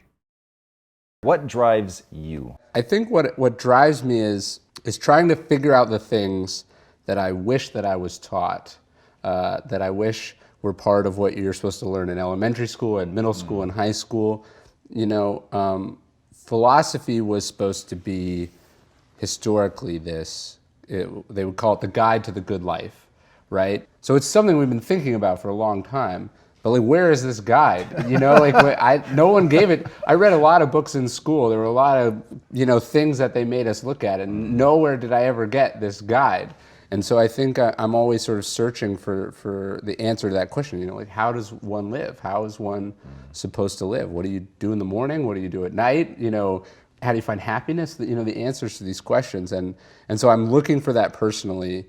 And then I think professionally, my job is to then share the answers to those questions as I find them. That's really interesting. So especially now that you're on the bandwagon of fatherhood, yes, which I'm very curious to hear more of your take on that. But like, would you ever write like for somebody in grade school, like that manual? And I usually am writing to a younger version of myself when I'm writing. That's one of the, I think you have to, as a writer, you have to have some idea who your audience is. Like you have to be able to envision that person and speak to them. And so one of the people that I'm always trying to speak to is me, whether it's 5 years ago or 10 years ago or 15 years ago. I don't know if I have enough insight into where I was at that age that I feel like I could really speak to that exactly. But I do love really well done children's books. I mean, like if you've ever read The Little Prince, there's tons of lessons in there. I think right now I've still got enough to say to me just a couple years ago before I can go back in time quite that far. Right. Like the smile that you had on your face, I want to make sure we show Okay. that when I asked you about becoming a father. Yeah. How has it changed the way that you think or approach life? So my son is 13 months, so I don't have a ton of experience yet. But I would say, I'll give you three lessons. So number one is it becomes much easier to say no to things because you realize we seem to have a limitless capacity to steal time from ourselves, right? Yeah. And the Stoics talk about this all the time. Like you would be incensed if one of your neighbors encroached onto your physical property. But if one of your neighbors came over and just talked your ear off for an hour, you would find it rude to be like, get out of here. Right. I don't want to speak with you. Right? Do you know what I mean? Like, so we protect our physical space much more than we protect our time, even though physical space can be regained and time can never be regained. Yeah. And so one of the things that it's like, even I've been married for a while and I've been with my wife for a long time. I even found that I was comfortable stealing time from her and from our relationship in a way that I'm not comfortable stealing time from a child who I've promised as much of my time as I can to. Right. So it becomes easier to say no to inessential things. That's number one. Number two, I would say, is that especially when my son was first born, was sort of learning that like parenting is just actually just being there, right? Like just physically in the space. So almost nothing else in my life would sitting in a chair not doing anything be doing something, right? And so it's really slowed me down in a very good way, right? That like my job is to sit here while he plays around on the floor doing whatever he wants. I don't need to be as purpose oriented, and that's been a really good lesson for me. Because why is that a good lesson? Because if you think that action is the end all be all, you end up doing action for the sake of doing action, right? So I feel like I should always be doing and doing and doing. But sometimes you're just supposed to be. And oftentimes just sort of being there and sitting there and being still is where really great insights come from. And this is also where happiness comes from. It's hard to be happy and appreciate and feel gratitude when you're just moving all the time. My therapist said to me one time, she's like, you got to remember it's human being, not human doing, right? And a kid is a really great reminder of the being part because they're so always in the present moment, right? And then I think the last lesson is just sort of watching someone experience sort of just complete joy and again, presentness is also a reminder that like things don't need to be I'm a very intense person. And although that intensity is responsible for a lot of my success, it's also responsible for my unpleasant moments, right? It's responsible for anguish that I feel or insecurity that I feel and the need to be busy all the time. And so I think just watching, the simple pleasures that he can enjoy, I think lets me feel a bit more gratitude and appreciation, and then lets me focus on what's really essential. All right, well now let's ask a really interesting question, at least I'm deeply fascinated by this. So now let's imagine you wake up tomorrow and you don't have kids. Yes. What of those things would actually carry forward as transformative elements for you? I would say in a way I would carry forward all of them, but having this person, this living thing that you're responsible for, keeps those lessons top of mind because there's real consequences for it, right? It's a reminder that you can't do everything all at once and you do have to prioritize. There's someone who will be upset, who will be hurt, who will suffer for this, rather than you just deferring those costs into the future, which is what I did before I had a son and what I think most people allow themselves to do all the time. We know objectively that we're gonna die. We don't have unlimited amounts of time. But we still spend it as if we have unlimited amounts of time because the consequences are so deferred into the future that we can get away with it. I also intellectually knew all those three things that I told you before, but it's been good. It's been the hardest thing that I've ever done, and I think it's good to challenge yourself that way. All right, so abstract it from kids for a second. Okay. You're a very methodical thinker. So what is the matrix by which you make a decision for how to spend your time or even what to strive towards? Look, I struggled with the time thing before I had a kid. So my instinct is, I heard a great line from Austin Kleon, and I think he got it from somewhere else. He was saying, that the job of, or the mindset of an entrepreneur or a creative person is that you basically say yes to everything until you can get to a position where you can say no. But it's really hard to know that you've gotten to that position, right? Especially because you work yourself up into a state. I'll give you another actually analogy. A friend of mine, his name is Dr. Jonathan Fader. He's a sports psychologist. He works with the New York Giants and the New York Mets. And he was saying that in baseball, particularly players from like the Dominican Republic, they have this saying. He said, you don't walk off the island. So basically the only way you can get out of poverty or out of this place is by swinging, right? You can only hit your way off the island, right? And so on the one hand, what that does is it creates really aggressive players. They swing at every pitch they can. But then as soon as you make it in the major leagues, it's all about bat discipline, right? You can't swing at every pitch because the pitches are better, because if you miss, it causes problems for your team. And so it's this balance, right? Once you've arrived, the thing that got you there is now in some ways your worst enemy.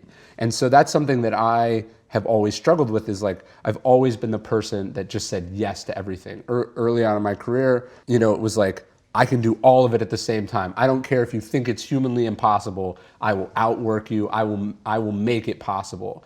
And so there was a time where I don't think I ever ended one of the opportunities that I had. So I was just adding them on top and on top. And I never hit a wall. Like, I just never hit it. And so always saying yes, that became who I was. And now as I've achieved a certain level of success and what I've done has gotten harder and harder, now it's all about protecting the space that I need to do that work. I think just the idea of needing to make those hard choices, knowing what's important, what's not important, what I'm trying to accomplish, not only have I struggled with that already in my life, but then having a kid makes the stakes of that higher, but then it's also just a learning experience. There's a concept in Perennial Seller which truly haunts me, okay, and is clearly the sign of the thing that I struggle with along these lines, which was, nothing is destroyed more great artists than the thought that they can do two mutually exclusive things at the same time. Yes. I butchered the quote, right. You get the idea. And you've said that of your consulting business, you feel like all you do is untangle people's like mess of things that are often conflicting that they want to do. What is it about that problem, and how do you help people through it? Well, I think what I'm saying is that oftentimes people go, okay, here's really what I want to do, and this is what I'm trying to accomplish. And then they see all these other things that other people are doing, and then they kind of see that as like a grab bag, and they're like, and I want a little of this, and a little of this, and a little of this, and I want it all at the same time. And that's not really possible, you know? You can't play 5 sports at the same time. You got to pick one, you got to specialize. Maybe you can do 2, but you probably can't do 5, right? You can't be a classical musician and a rock star, you know, and this all at the same time. So it's about sort of picking your lane, and then knowing that some goals are mutually exclusive. The question I ask clients the most is like, what does success look like for you on this project? And I get them to really describe it to me. And let's say there's more than one thing in there. I go, now, if you could only pick one of those things and the other ones didn't happen, which one would you pick? And I'm trying to get them to sift through some of that conflict so we can really hone in on what we're trying to do. And oftentimes, where ego comes in is like, we've got the things that impress other people and then the real meaningful impact that we're trying to have. And oftentimes, I'm not saying that the status things aren't nice and they're not impressive and they're not cool, but we've got to make sure that they're not coming at the expense of those other things. Right. I love that notion of, you know, asking yourself what success looks like for you and having that clarity. And how important is that clarity, do you think, for people that want to be successful? Like, how much of this is you start with a goal that is abundantly clear and then you create a path? I think one of the things that has really helped me make some of the decisions we were talking about earlier is, what does like an ideal day of your life look like? Like, maybe not right now, but like, what do you want a day in your life to look like? And so if that day is like, look, I'm the kind of person, I love going to an office, I love lots of responsibility, I love lots of pressure, I thrive in that environment, well then great, you know that that's where you want to end up. For me, when I think about like the high-powered executive who an entire company is resting and falling on, I think, how does that person have time to do any creative long-term thinking? I don't think that they do. And so I had to realize that, oh, these two paths, because I was on two paths. I was a writer and a researcher, and then also I was at a big company, that they were mutually exclusive, that one was coming at the cost of the other. And I tried to do both for a long time. At one point, I stupidly doubled down on the one that I didn't want. And I realized, it occurred to me one day, I was actually in LA. There was some chaos at American Apparel, and so I gotten called back in. They were paying me great money. And it was like, 9 a.m. I'd just gone for a run. I'm sitting down, I was writing. And I looked at my watch and I was like, oh, like, I have to be at the office. Like if I'm not at the office, like people are going to be mad. They're going to wonder what they're paying. Right. And it was like, but my dream is not going into an office. The most important thing for me is to have the freedom to go where my day takes me, especially creatively. I'm on a path that's taking me further away from what I want my ideal day to look like. That's not success, And so, and Tim Ferriss has talked about this. It's, some people, it's like, my dream life is being on a beach in Bali. Well, what does that actually cost? Could you have that now? Do you have to have a life that you don't like so that at the end of it, potentially you're lucky enough to go there? Or could you find a way to get that now? I'm trying to think about this on a regular basis. Is my life resembling what those days are supposed to look like? And if I have too many days in a row that don't resemble what I want my day to look like, I go, I'm having the opposite of success. You know what I mean? And what do you do very tactically in that moment? Is it journaling? What does that look like? So I do journal every morning and every night. So part of my journaling is just like a detailing of events, like not for history, but just so I'm forced to recount what happened and actually think about it. The Stoics would say, prepare for the day ahead, and then you're supposed to reflect on the day that just passed. And so that sort of process of preparing in the morning and reviewing in the evening allows me to never get too far from where I want to be. You know what I mean? Like I'm never gonna wake up 5 years from now, hopefully 5 years from now, and go, this is just really not the life that I wanted, because I'm doing a regular series of check-ins. So going back to what you said about, for a brief moment, I actually doubled down on the thing that I didn't want, which I totally get and understand in a way that I can't even convey to you. Why do you think people have a hard time identifying what they really want? And like, what can people do to not find themselves in that situation? This is a very first world problem, but I would say one of the hardest things to do in the world is to turn down money, right? So like I was in a conference room and someone said, look, we need you to come back. Like we know you have this writing thing. This is when you're quitting. Yeah, or I'd already basically left. I was like sort of remote and didn't have a day-to-day role. And they said, look, we need you to come back. This is going to be a tough, series of months, but we think you can make a contribution. We need you to come back. And I said, well, look, I got all this stuff. And they said, well, what would it cost to get you to come back? And I threw out what I thought was a high number, and they said, done. And so in that moment, I was like, well, that's a lot of money. It would be irresponsible to say no to this, right? And so I was telling myself, one, that I could do it all at the same time. And then two, that like, I wanted this money, like, and it would seem dumb to say no to it. I deal with lots of successful like entrepreneurs and athletes. And one of the things they're always talking about, they're like, oh, I love books, I love writing, I would love to be able to do that. And so one of the things that struck me in that period where I was unhappy was it was like, I get to do this thing that other people tell me they wish they could do. And here I am taking a bunch of money to do the thing that they say they don't like doing. This doesn't make any sense at all. And so I had to back myself out of that situation. I left some money on the table as a result, and it wasn't a fun experience. But it was just, I think in that moment, I wasn't thinking, what do I want my life to look like? What's the most important thing to me? I was thinking, how many zeros are in this check, right? And that is not a great way to make decisions in your life, because what do people do with their money? They buy freedom, right? But oftentimes they give up freedom to get money.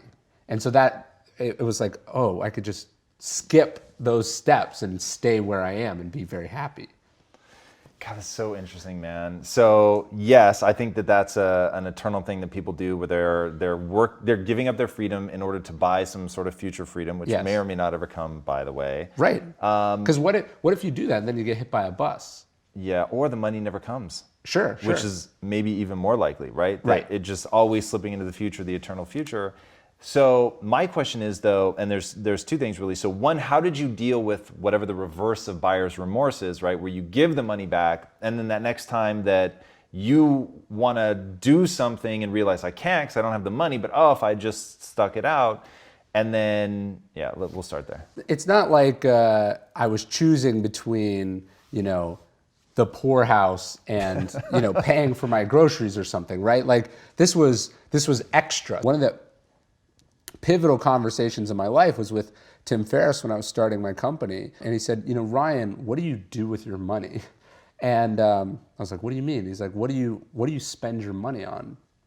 And I was like, nothing. Like I just put it in a bank account and then I try to manage it responsibly. I live pretty reasonably and I try to save my money and whatever. So he's like, okay, so why are you going out and trying to get more and more if you don't need it? And that was really helpful to me. So now when I'm thinking about clients, like what my test is at Brass Check is we go like, okay, is this work we're going to be proud of?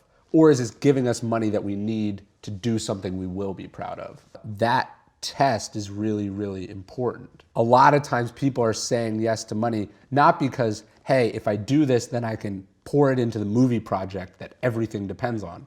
It's like, I need this so I can lease a nicer car. Right.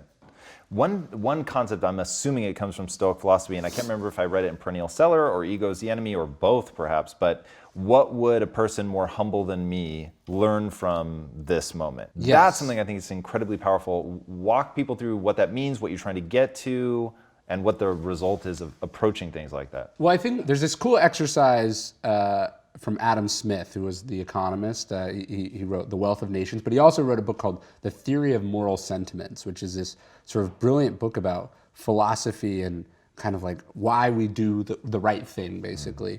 And one of the things he was talking about is he was like, you should judge all your actions. You should subject it, he said, to the indifferent spectator test, which is like, what if there was a totally impartial person who you didn't know, who's just standing there watching you? What would they think of this? How would they judge what's happening? And that's a way to sort of step out from your own logic, your own impulses, your own natural feelings, and sort of judge, if you're not religious, you're not like, what would Jesus do? You're like, what would some random guy think of this? And if it doesn't pass his test, it's probably not a good thing to do, right? And so I think that's the test I go is like, what would a person who isn't so caught up in this, whose identity isn't on the line, how would they react to this rude remark? Or how would they react to this lowball offer? They would not be nearly so caught up in it. It wouldn't threaten them the way that I'm feeling that right now. So I'm going to borrow a little bit of their objectivity and I'm going to incorporate it into my reaction here. Now, in the way that therapy is about questioning our thoughts, philosophy is giving us the tools to, in the heat of the moment, Viktor Frankl would talk about how, there's this between stimulus and response, there's like a moment. And that's where we get to choose who we're going to be. And I think philosophy is about that moment. There's a difference between just sort of rushing headlong and doing something recklessly versus being brave. Walk us through, because for people that haven't yet read it, one of the interesting things is you really address it from like every conceivable angle. Like, here is courage in a balanced way. Here is courage when it becomes reckless. Here is like hiding from courage. And that one I thought was really interesting. Well, it's funny because I'm now in the middle of writing the temperance book, and I don't know, when I'm writing, I'm always tweaking like up till the end. And so there may be stuff that I've moved before it went to final print that I don't remember exactly. But I'm thinking about this a lot now because actually for the virtue of moderation, Aristotle uses courage as the example. He says there's a golden mean. So he says that think of a spectrum. And on one end of the spectrum, you have cowardice. You might think that on the other end of the spectrum is courage. But actually, no. Courage is in the middle between cowardice and recklessness.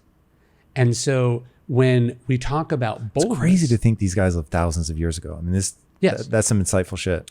And not only is he talking about that in theory, he's also the philosophy instructor of Alexander the Great, who is like having to think about that in a very real way, right? So when we think of philosophy, sometimes we think of these like caricatures of our university professors or something, like people who had no experience in real life. I mean, he's talking about courage, like as he's tutoring one of the bravest, most brilliant, strategically bold military commanders to ever walk the earth.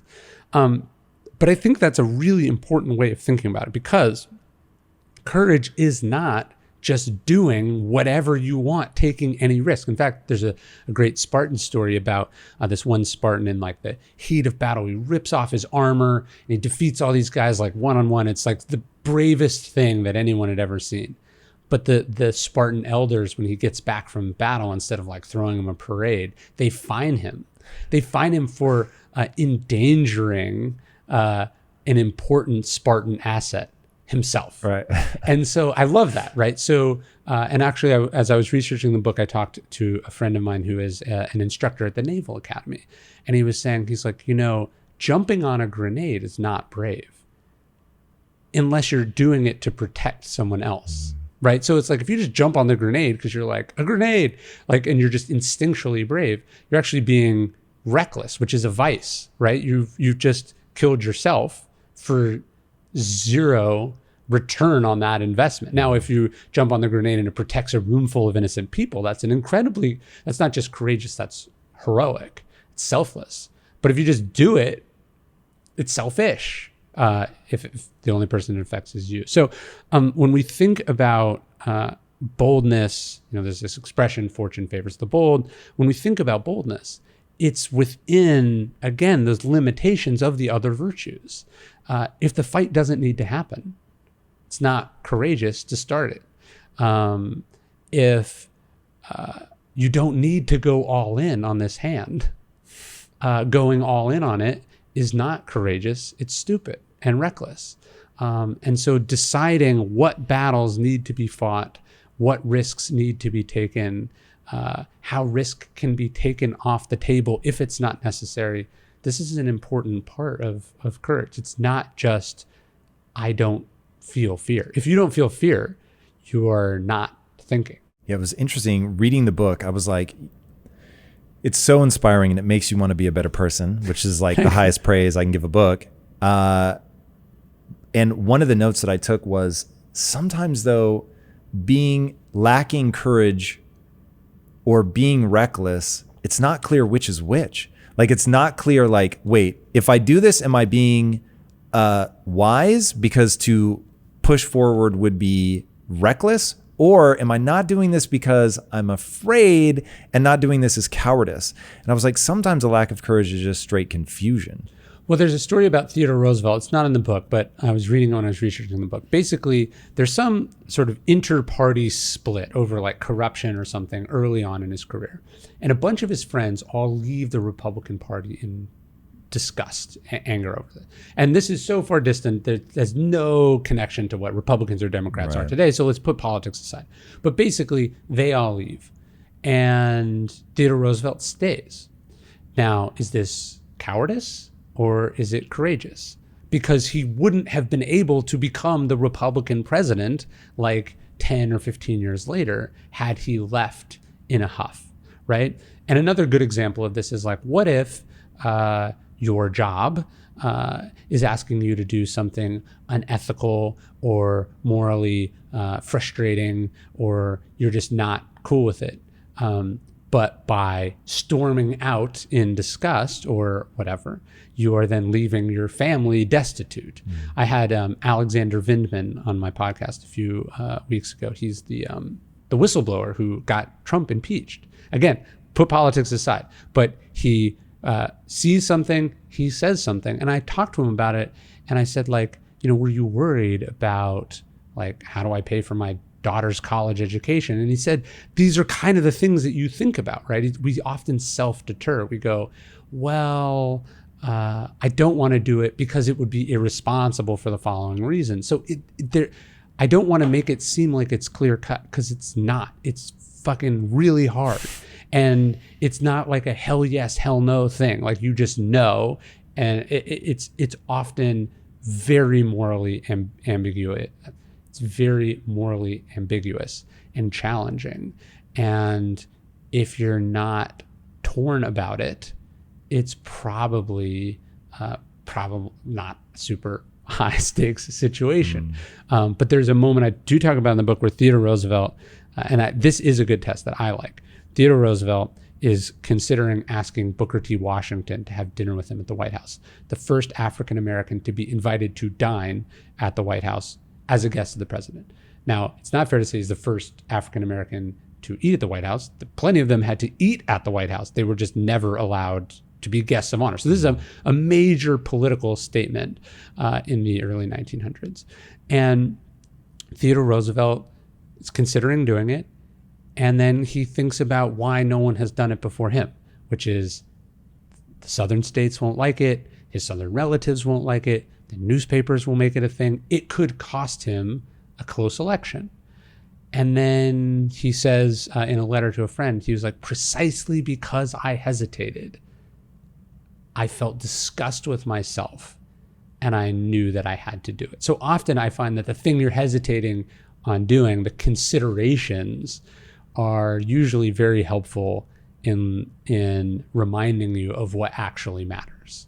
But if you're not thinking about this, if you're just plunging ahead, you're probably also going to charge off a cliff from some point. Yeah, man, this stuff gets so interesting. And to your point about Alexander the Great, and even just backing it off, just that it will play out in your life, whether it's something big or small. Philosophy really is about a life well lived. And in the book, I can't remember if it's you that said it or you're quoting somebody else, we all know there's something worse than death. And when you create that haddock for yourself and you have the fence of, what my virtues are and how I'm going to behave, what things you would actually be prepared to die for, where your sort of line of recklessness is. And you fucking better define that before you find yourself in that situation.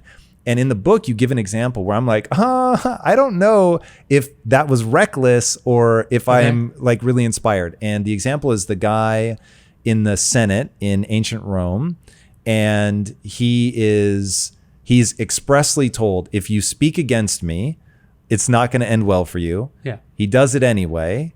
And I'll leave you to fill in the gaps in the story. So I think, are you saying that you think I was saying he was reckless? I'm saying I don't know if I'm blown away that he had the balls to say what he thought was true. Because for him to lie, because he tells the guy, just don't ask. If you don't ask, I won't say anything. But if you ask, I'm going to tell the truth. Right. And I was like, I'm impressed. And at the same time, if people get killed for this shit, I don't know what I would have done in that situation. Yeah, so this is the senator is named Helvidius, and I actually talk about it in my book Lives of the Stoics too. But he's one of the Stoic senators in the sort of Middle Roman period, and Rome has had this series of really bad, corrupt, awful emperors, and they're in the middle of another one. And the job of the Senate was sort of to advise and consult, as it is now, and a lot of people take that to mean don't tell the boss what he doesn't want to hear, right? Don't, the nail that stands up gets hammered down. Don't say anything controversial. Just wait this out, and then hopefully things will get better. And he basically says, I'm not going to do that. My job is to say what I think is true. And if not going to go around screaming and sort of being reckless, but if you ask me a question, I'm going to give you the answer that I think is true. And he's willing to die over that principle, which is, I think, incredible. And again, is that to say that you should die over every little thing? No, but I think it is to say, what are you willing to risk for the principles that you have? I remember a friend of mine is a senator, and I remember I won't, because it'll get controversial, get into it, but he'd taken some political stand, and I emailed him and I said, congratulations, it's really impressive. And then I said, what is the point of having 6 years of guaranteed job security if you're not going to use it to say what you think is true, if you're not going to vote according to what you think is right? But it is really interesting.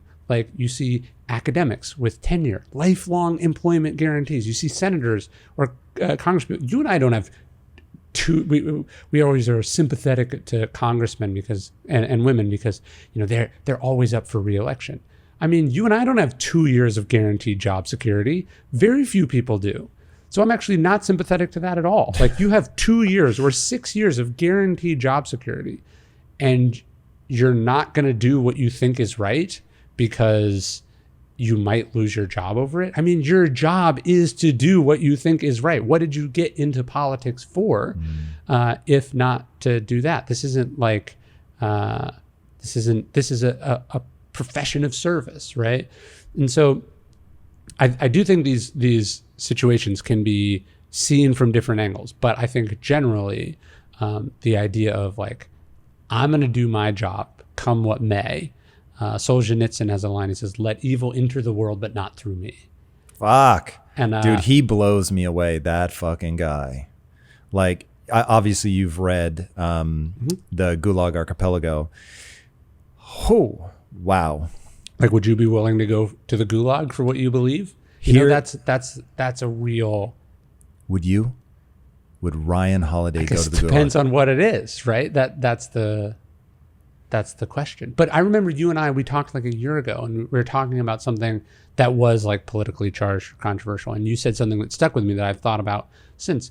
You said, I thought what I thought, and then I found myself not saying it because I knew people would be upset by it.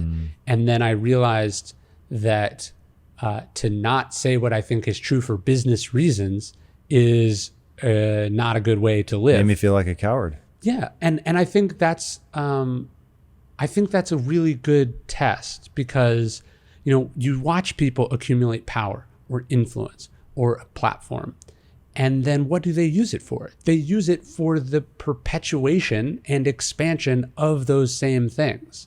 I'll get emails from people. I'll say something that's political or whatever, and they'll, "Why did you do this? You had to know you would piss people off." And go, what do you think I built this platform for? Like, I didn't write these books and build this email list and this YouTube following and this Instagram following and whatever to then censor myself to not lose those people. I mean, the whole point of having it is to use it to say what I think is true. That is the job, right? The job of a writer or an artist or a thought leader, whatever you want to call it, is to explore and articulate what they think is true and believe to be important. So if you don't do that because you see the numbers and the numbers tell you that it drives unsubscribes or unfollows or angry comments, you're not just being a coward, but you're betraying the whole reason for doing it. Like, there's a exchange with Lyndon Johnson as he's pushing through civil rights, which a whole bunch of other people were much more fervently in favor of than he. I mean, he's a Southern senator. He'd done basically nothing on civil rights most of his career. But what Johnson knew was how to get stuff done, right? Johnson knew how to get stuff done. So after the assassination of Kennedy, he decides, like, in memory of Kennedy, he's going to ram this thing through, and he thinks he can do it. And I think he does come to earnestly believe in the ideas, even though he'd been very slow to adopt them and perfectly fine to, experience the benefits of segregated society for most of his life. But some aide comes to him and says, this is going to be politically disastrous. Are you sure you want to do this? Blah, blah, blah. And he says, what the hell is the presidency for? Right? Like, if the you work your whole life, as he did, successive offices, you slave away in obscurity, you finally get to wield the levers of power. And it's really important that people realize this. When you get that, when the game is in your hands, like when you're in control, your impulse is not now, I'm going to really do things my way. Because if they were, you probably wouldn't have gotten to that point. You would have done this earlier, right? So the impulse is not, now that I have power, I'm going to use it to do the things that I believe in. That would be the courageous thing. This is where the cowardice comes in, and you go, but you'll lose the midterms, right? You'll not get reelected. Your donors will be upset. The newspapers will criticize you. And I think that's what Theodore Roosevelt was saying too about inviting Booker T. Washington. He's like, what fucking good is it to be the president of the United States of America if I can't invite who I want to invite to dinner, right? Not only is that morally repugnant, it's pointless, right? But this is where we get people. You watch, powerful people in all different facets of life not say or do what they think is right. And I've been guilty of it in my own life. I'm sure you have too, because you have your considerations. Yes. And there's a couple things in there. So one, the Theodore Roosevelt thing I find really interesting because of that. Like, you listen to that gut instinct, right? It's the same, obviously on a much smaller scale, but it's the same feeling that I had of no one in the outside world knew that I was starting to feel like a coward. Right. But I knew, and I didn't want to feel that way. And that very thing, because I'm always trying to get people to understand the whole purpose of life is to feel good about yourself when you're by yourself. Yes. And so whether the outside world thinks you're amazing, if you're at home contemplating suicide, you have fuck all. Like, you have absolutely nothing. And if the whole world thinks you're an asshole, but you really believe to the core of your being that you stood up for the right thing, you're still going to feel good. It doesn't mean that you're not going to face hardships. It doesn't mean you're not going to wonder, how am I going to pay for my kids' college? But man, you have something that's really, really powerful. And learning to listen to that, to translate the feeling into an idea that you can articulate, I think is very important, and something a lot of people never take the time to do. And so they don't understand their own emotions. I think that's really powerful.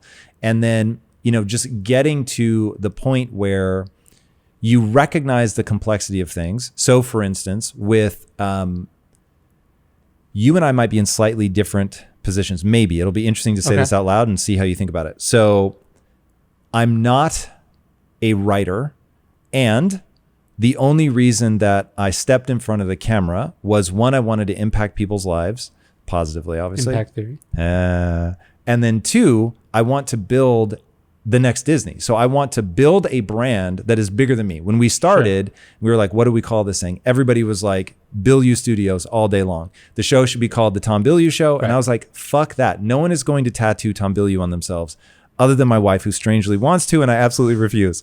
But I knew that they could feel a sense of ownership over impact theory. So all of that to say, I can damage my own brand by saying things to not feel like a coward. So now I'm in this like sort of doubly complex thing of, I'm only in front of the camera to positively impact people's lives.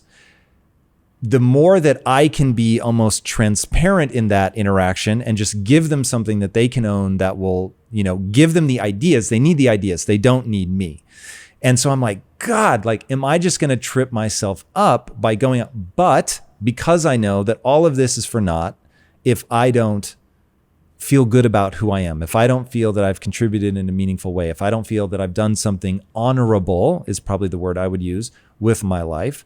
And so that feeling, that's why, one of the big questions I had reading your book is how much of this is just inescapable, that we're all like, if you fail to be courageous, you will suffer no matter what the world thinks. They could all be like, maybe you get celebrated for being the biggest hero in the world, but inside, it wasn't you. Like the Don Draper effect, if you watch Mad Men, where he like took a hero's identity. And so people are constantly like, thank you for your service. And he knows that he was a total coward.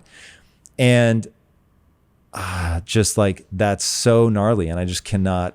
When this is where that Stoic idea of, sometimes it's like, hey, are you speaking up about current events? Or it's like, hey, suddenly, you've witnessed some calamity and you're the only person who can speak up about it, right? So there's a certain amount of sort of randomness to it. They call this moral luck, right? Like, were you of age, born in this country when they were deciding who was going to land at Normandy? Right. You and I were not, so that wasn't an opportunity for us to be courageous. And, or were you there when the police were brutalizing someone and you had the courage to take out your camera and film it, despite their threatening, to arrest you if you continued, or what? So there's a certain amount of luck, and if you want to call it luck, in the kind of destiny that is chosen for us. But then there's also the sort of little moments of like, are you living up to what you believe in? Are you using the assets that you have to be the person that you want to be? And I think it is important, right? Like, what good is success if you have to censor yourself, right? So you have the next Disney, but you knew you had to compromise on all the things that were important to you to get there. What good is that? Pyrrhic victory. Yeah. The Bible talks about the man who gaineth the whole world but loses his soul, right? And I think that's sadly very common. And I think this is particularly common in politics, in business, in the creative fields, where to make your way up through the system, you have to show that you're not a threat, right? You have to show you're not a threat. Yeah. So, okay, in the beginning of the pandemic, there was a captain, I think I'm forgetting his first name, but it's Captain Crozier. He's like the head of the USS Theodore Roosevelt. And it pulls into New York Harbor. There's a COVID outbreak on the ship. And he doesn't feel like people are taking it seriously, that the people inside the Navy are taking it seriously. And so he has a moral quandary. Do I just follow my orders and let the people I'm entrusted with leading suffer as a result? Or do I take more desperate measures that will involve repercussions for me professionally and speak up about it? And he speaks up about it. I think he sees a reporter. I forget the specifics, but he ends up basically losing his job as the job he wanted his whole life, to be the captain of an aircraft carrier. And he loses his job over what he believed was the right thing. But I think it's important to zoom back and go, you don't, people are like, oh, this was reckless, let's say, or something. You don't become the captain of an aircraft carrier if you're not a pretty good rule follower, right? Think of all the years he had to spend in the Navy following the rules, putting in his time, not being disruptive, for the entrepreneurs have a different career trajectory than almost any other profession, right? Where you're an outsider who starts their own thing. So from the beginning, there was courage. But what about Tim Cook, right? People are like, Tim Cook's not as courageous and groundbreaking as Steve Jobs. Well, if he was, do you think he would have lasted very long at I see Apple? what you're saying now. That doesn't work. So there's different career paths for different people. But the question is, when you find yourself in that situation, do you do the courageous thing or the cowardly thing when it really matters, right? And I think the sad truth is a lot of times we don't. You have about a 5-second window in which you can move from idea to action before your brain kicks into full gear and sabotages any change in behavior. It's your job to learn how to move from those ideas that could change everything into acting on them.